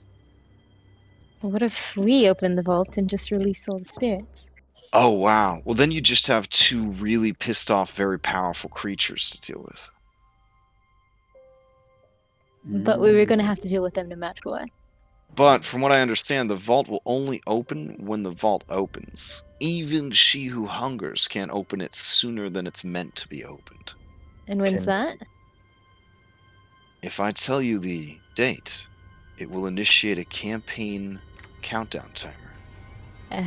She says in full meta, and she says, I am the NPC that does that, or at least one of them. Do you want me to initiate the campaign countdown timer? And a big window appears. Wait, hold on. There's no that going sounds back. like a If you save saved all point. your That's the progress, save point where we can't. Right. Yeah. Oh, yeah. It's not Yeah, going that back. is definitely the end of Mass Effect 2. You better finish the last couple things that you want to do, because you have X number of days until it's over. Well, Dirk, talking. Can I? Go ahead. No. Go ahead. It's okay. Alright, I have a quick question. I'm slightly confused about which Kraken was Gellen's buddy that they wanted to go save the baby, or is that already completed? Yeah, Slarkerthel was the one. Yeah. Was that the one that's mad at me, or is that a different Kraken? No, that would be the sweetie from the south is Okay. mad at you. Yeah. Okay. I have Well, one more question. Wait. Slacothrell's the one coming for the vault, or that's no? It's Hungers. She Who Hungers is coming for the vault from the ocean. Yes. From what Yeah, it might- the research states, if you were to classify She Who Hungers as a creature, she would be a kraken. But she is bigger and stronger than any kraken on record. The biggest Kraken to ever Kraken. Well, there's technically bigger ones that there's like one that they worship that's pretty big, but yeah, this one's pretty big. Could I hand Oh, her I like actually have something I was supposed to read to you. Hold on. Keep going. Keep going. Oh, whilst talking, can I just like hand her a spare journal so she can draw out a map of these caverns and where all the cultists are and Yeah, I mean, where any if like if she tripwires had are and feats, stuff? she would definitely have the keen mind feat. Weird for a paladin, but you know, you don't always have to optimize. Yeah. So she will do that for you, no problem. Okay. All right. I'm making sure that I'm not forgetting any of these plot drops that I'm supposed to drop on you at this juncture. I had one question. Can Sure. we somehow, I guess I'll ask in character. Can we seed rumors that the poison kiss is coming for the vault to the people who support She Who Hungers? Maybe they just take care of her for us. I think they're both a little more omniscient than that. I think they're just gonna like Or aware of each other.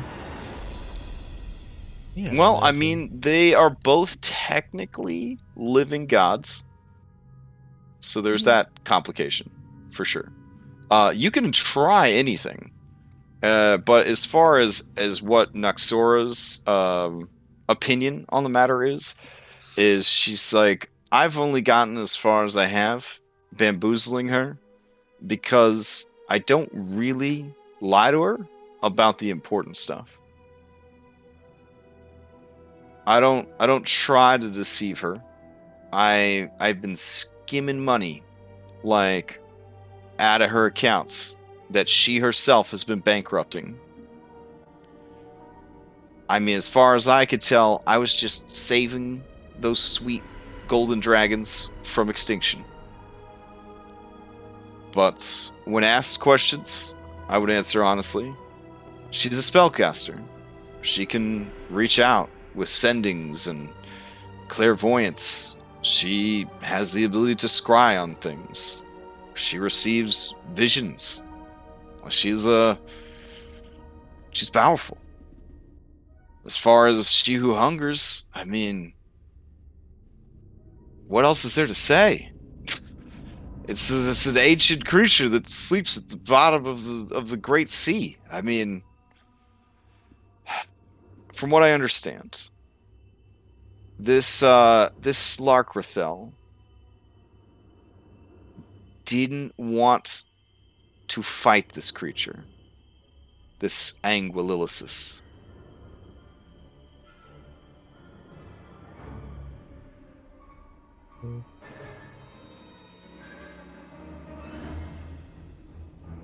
Krakens don't like each other. Krakens do not like each other, no. Just like dragons most of the time. Most of the time. Yeah. So the Krakens babies do, however, make babies in the normal way. They consider mating to be the hateful compulsion. They are extremely resentful of the need to procreate. the baby was already returned, right? Or I thought that was like one of the quests that we could do. According to her, the baby has been returned.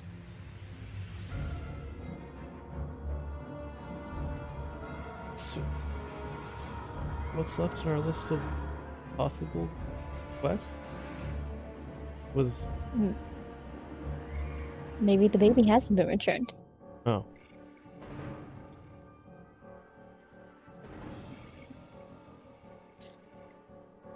Well, anyway, I will say to her that I feel that she has spoken true to us. She does my word. And she will leave this place But alive. Oh, but you lied? You're not gonna let her leave the place? no. Oh. That's what Skull's saying. Yeah. I want her votes, but I will swap them with some of my normal votes. With my normal votes. Okay. However many that she has, I will trade her. All right. She is no stranger to extortion.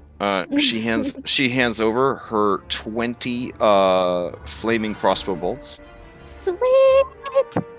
And then I am actually going to cast Hunter's Mark at 3rd level, so it lasts for 8 hours, and put it on her to ensure that she is indeed leaving. Okay. She has every intention of leaving. If anything, you get a sense that this individual feels, as much as they can, that they have done a good deed by equipping the quote-unquote heroes with information.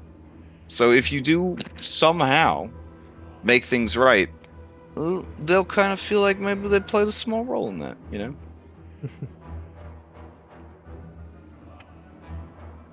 There's always more games to be had. Sure you don't want to be a part of the end game and actually help out? Oh, Oh, are you offering me a job after taking all my stuff? Well, I mean, Well, I gave you my stuff. Do you want to You could Give end up her- getting paid. give her the rug back, the hug room? And How what is she would going this to carry a rug? what would if this she's giving job away? what would this job entail? I continue to work undercover and feed you information. That's what. If you feel safe doing that, Is your intention to completely massacre all the cultists that are down here? And basically clear this place out? Or are you gonna slip out the back door, let them continue doing what they're doing like they think everything's fine, and come back at the date that I told you that we didn't say out loud? You have a lot of things to think about. think about, yeah.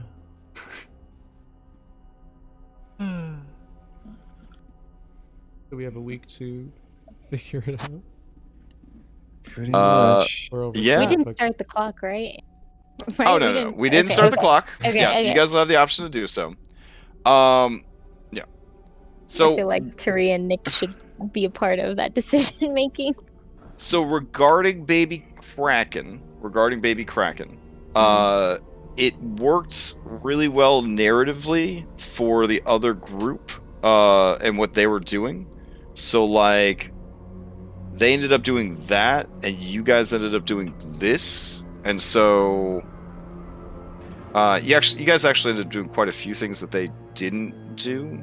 You guys are, despite being behind in level, because XP is weird, you guys are like further ahead in that they've had to cancel like 3 weeks of sessions or something.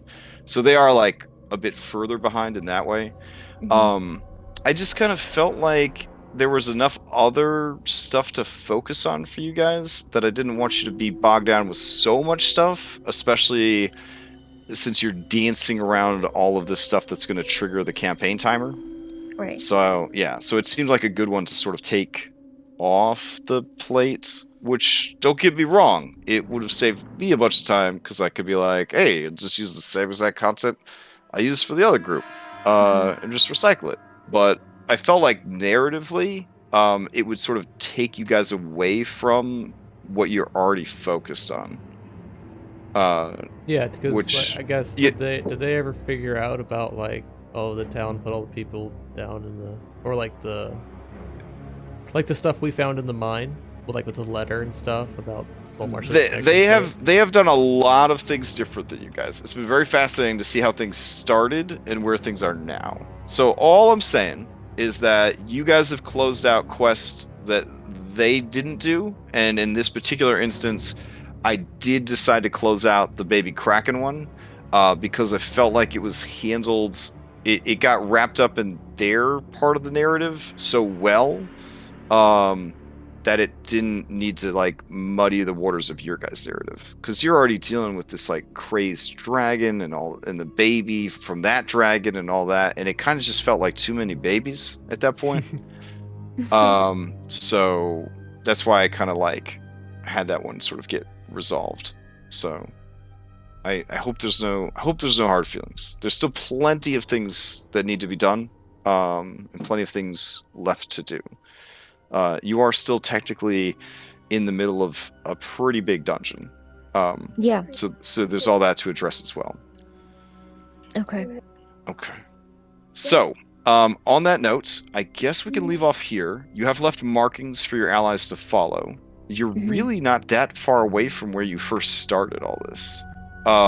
If you guys decide to dip, Nicholas and Tari can confirm that river will allow you to basically get out to the coastline. And can be used to re-enter, so you don't have to re-enter through the mines at a later date. Right. So there is that, because inevitably you will have to return here at some point. Yeah, I was gonna say it was Copperlux. Copperlux wanted us to clear out the mines. Or Yeah, to- let's Yeah, we'll talk Clear about out. it. Yeah. clear Yeah. out the cultist. Yeah. Now, if you want to stick around and just waste all these people with your fireball cannon and your hypnotic pattern machine, like, you will certainly be able to do so, like, no problem. The two spellcastery creatures you fought, as they have said, they have defeated them numerous times. They do just keep coming back, so they are more than likely a manifestation of the protections placed on the vault. Okay, so they're not like from another plane or anything that we can use the sword or the little dagger on to. From what she's explained to you is essentially sort of like they just reform. They kill them, and then a few days later, they're back. Is it the same exact one? Unknown. But there's always Okay. one pearl head, and there's always one eyeball head. Yeah, No matter I'm no matter how many times they've killed them, banished them, whatever. There's always two of them. They always come back. There is a room full of enchanted armors. The enchanted armors can be told to stand down with a command word. And she will tell you that command word, assuming she feels comfortable about her freedom situation. Skull yeah. swore that he would. Okay. He would do that, So yeah, there will be a creepy ass door made of black cold iron. There will be 5 black iron suits of armor. When you go into that room, in the deep speech, which is to Ooh, say I can speak that. Okay. I was actually. You will loudly declare, stand down. I serve she who hungers. Ugh. If you don't, these suits of armor, which are powered by undead spirits, will rock you.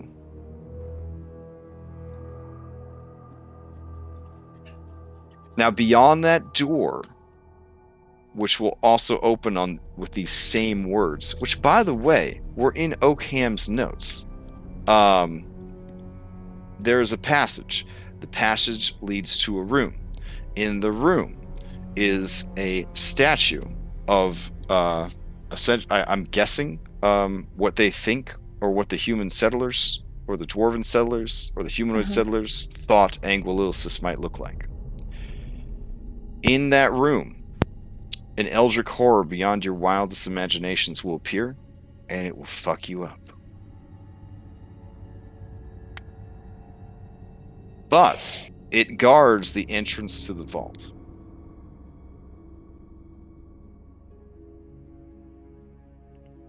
So they don't want anyone to get inside of the vault. What if we Also, just kind if of you're like feeling side with it? super spicy, there's some real nasty monsters that live down here that no one has wanted to mess with. We actually had to seal them off. But, like, imagine wyverns if they were just like lampreys and wyverns mixed together. Yeah. That just sounds delightful. Yeah. So we're not sure what that whole situation is, but we sealed them up as soon as we ran into them, because they are killing machines. But I don't know. There's that as well. There's a lot. I know a lot. I've been running this operation. But like I said, Impressive. I'm out. Yeah. I'm out. I don't know when to fold them. Well, like, what kind of person would support any of this, right? Only a crazy person. Like, I understand some people believe in good and evil and all that. I don't go in for that. I do go in for what makes sense. And honestly, nothing about this makes any sense to me anymore. So I'm going to take my money. I'm going to get out of here. If you want me to stick around a little bit longer, I'm willing to help you. Because there's something about you and the way you handle yourselves and the stories I've heard about the stupid shit that you've done and somehow walked away from,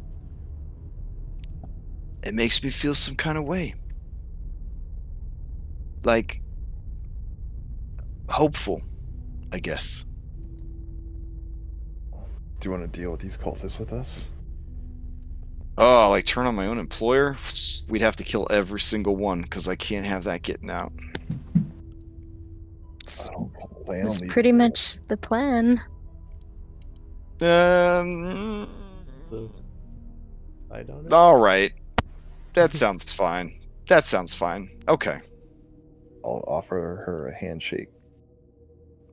Like a real handshake from your homeland, or one of these bullshit like wrist grabs that they do in Terrell. No, the you know.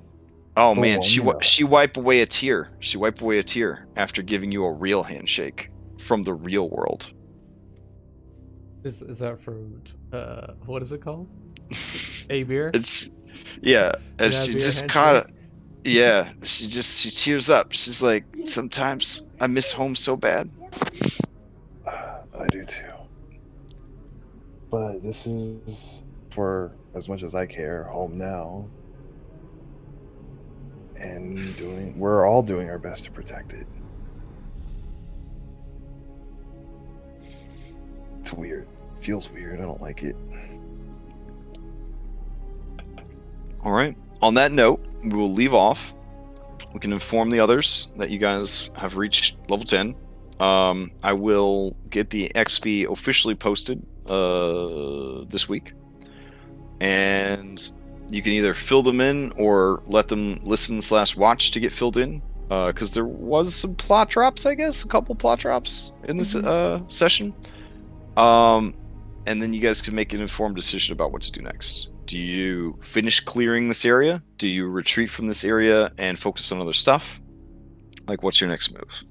So, all right. If you have any XP questions, from the infinitely spawning creatures. yeah. I mean, that Doesn't is the it, danger of an XP campaign. You would get a lot of XP if you clear out all the stuff in here, for sure. So, I don't know how beefed up you want to be. Uh-oh, cheese police are here. All right, and she's gonna unplug my headset. All right, I gotta go. All right, Thank talk to you guys you. later. Thank you. All right. Thank you. We'll see you. Night. Bye. Night. Bye. Bye.